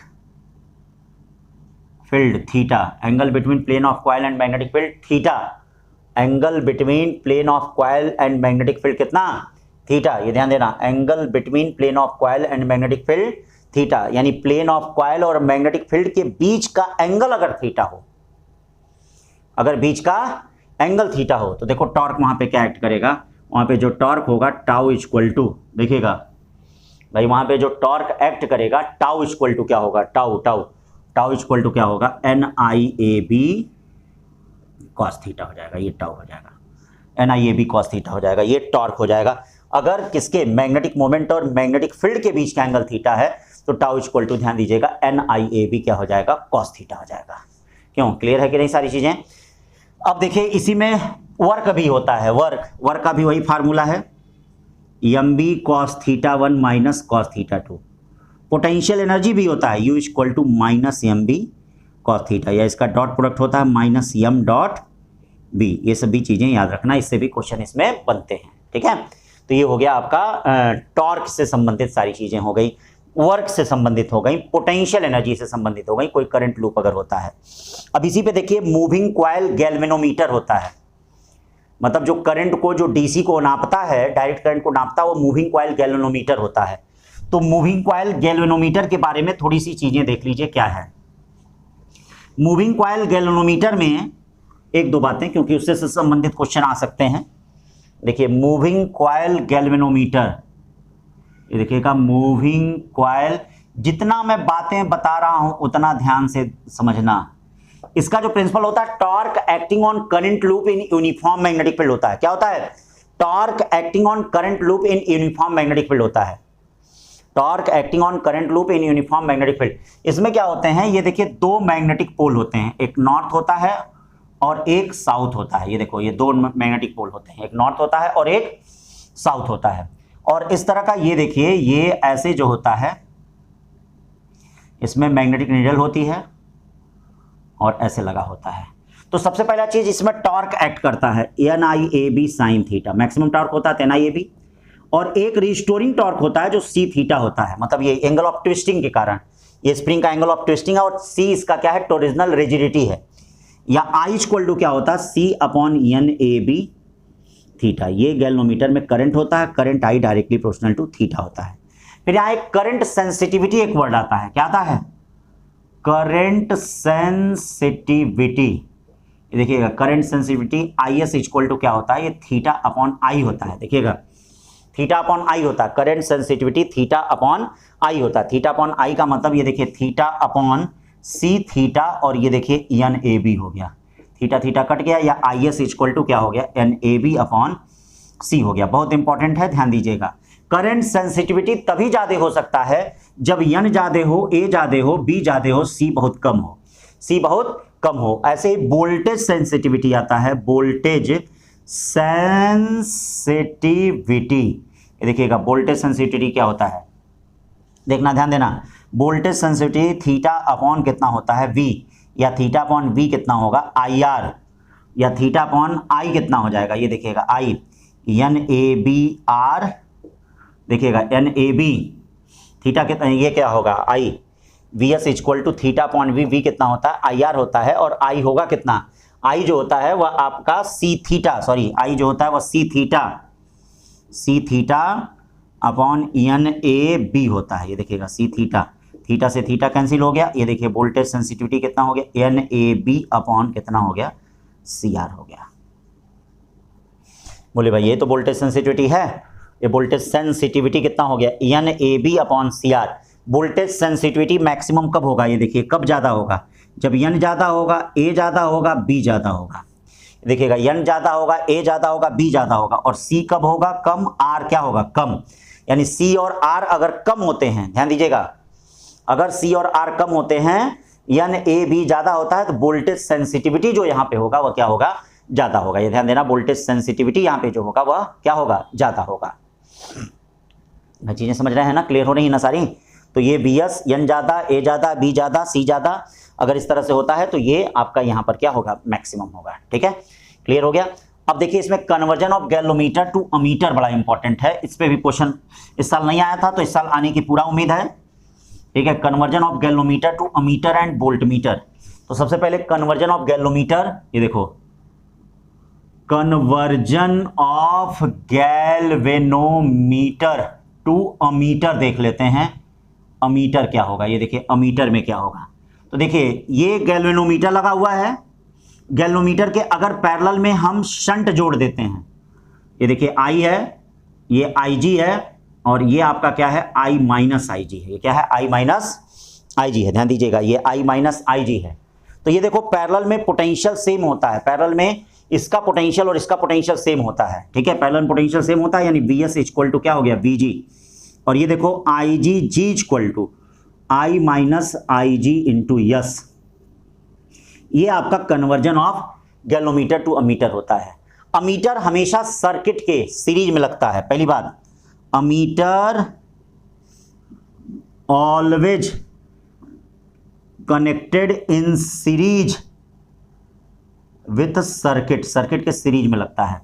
और आइडियल केस में क्या होता है, in ideal case resistance of ammeter zero होता है, और ऐसे कम होता है इसका रेजिस्टेंस। ठीक है, और याद रखिएगा अगर अमीटर का रेजिस्टेंस पूछता है तो क्या होता है, ये दोनों पैरेलल में हैं, अमीटर का रेजिस्टेंस दोनों पैरेलल में है, तो पैरेलल में क्या हो जाएगा GS upon G plus S हो जाएगा, ये ध्यान देना। Conversion of galvanometer to voltmeter क्या होता है, वोल्टमीटर में कन्वर्ट कैसे होते हैं, ये देखिए वोल्टमीटर में एक हाई रेजिस्टेंस को गैलोमीटर के सीरीज में जोड़ दिया जाता है। Conversion of galvanometer to voltmeter, एक हाई रेजिस्टेंस को सीरीज में जोड़ दिया जाता है, ध्यान दीजिएगा हाई रेजिस्टेंस को। Conversion of galvanometer to voltmeter, conversion of galvanometer to voltmeter, high resistance connected with series of galvanometer, galvanometer के सीरीज में हाई रेजिस्टेंस जुड़ा होता है। तो गैल्वेनोमीटर के सीरीज में हाई रेजिस्टेंस जोड़ते हैं तो इसका मतलब क्या होता है, ये देखिए ये गैल्वेनोमीटर हो गया, ये उसका सीरीज हो गया, और इस तरह से ये जोड़ दिया हाई रेजिस्टेंस। देखिए इसमें एक ही करंट होती है आई जी, देखो वोल्टेज V इक्वल टू क्या होगा I G G plus R, voltage V equal to I G G plus R होता है। वोल्ट मीटर याद रखना हमेशा रेजिस्टेंस ज्यादा होता है, आइडियल केस में इसका रेजिस्टेंस इनफाइनाइट होता है, और वोल्ट मीटर हमेशा सर्किट के पैरेलल में कनेक्ट होता है, तभी जाके रीडिंग मिल पाती है, नहीं तो सीरीज में कनेक्ट करो तो करंट नहीं जाने देगा, और पैरेलल में जोड़ोगे तो क्या होगा उसमें करंट नहीं जाएगा, बाकी जो होगा सर्किट उसमें करंट चला जाएगा। तो ये हमेशा पैरेलल में कनेक्ट होता है। ठीक है बेटा, तो इस तरह से ये magnetic effect due to current, मैंने 2 क्वेश्चन का पार्ट आपका खत्म कर दिया, इसकी थियरी रिवाइज करिए, ठीक है, और इनके क्वेश्चनों को क्या है लगाइए। ठीक है, आज के लिए बस इतना ही, थैंक यू सो मच।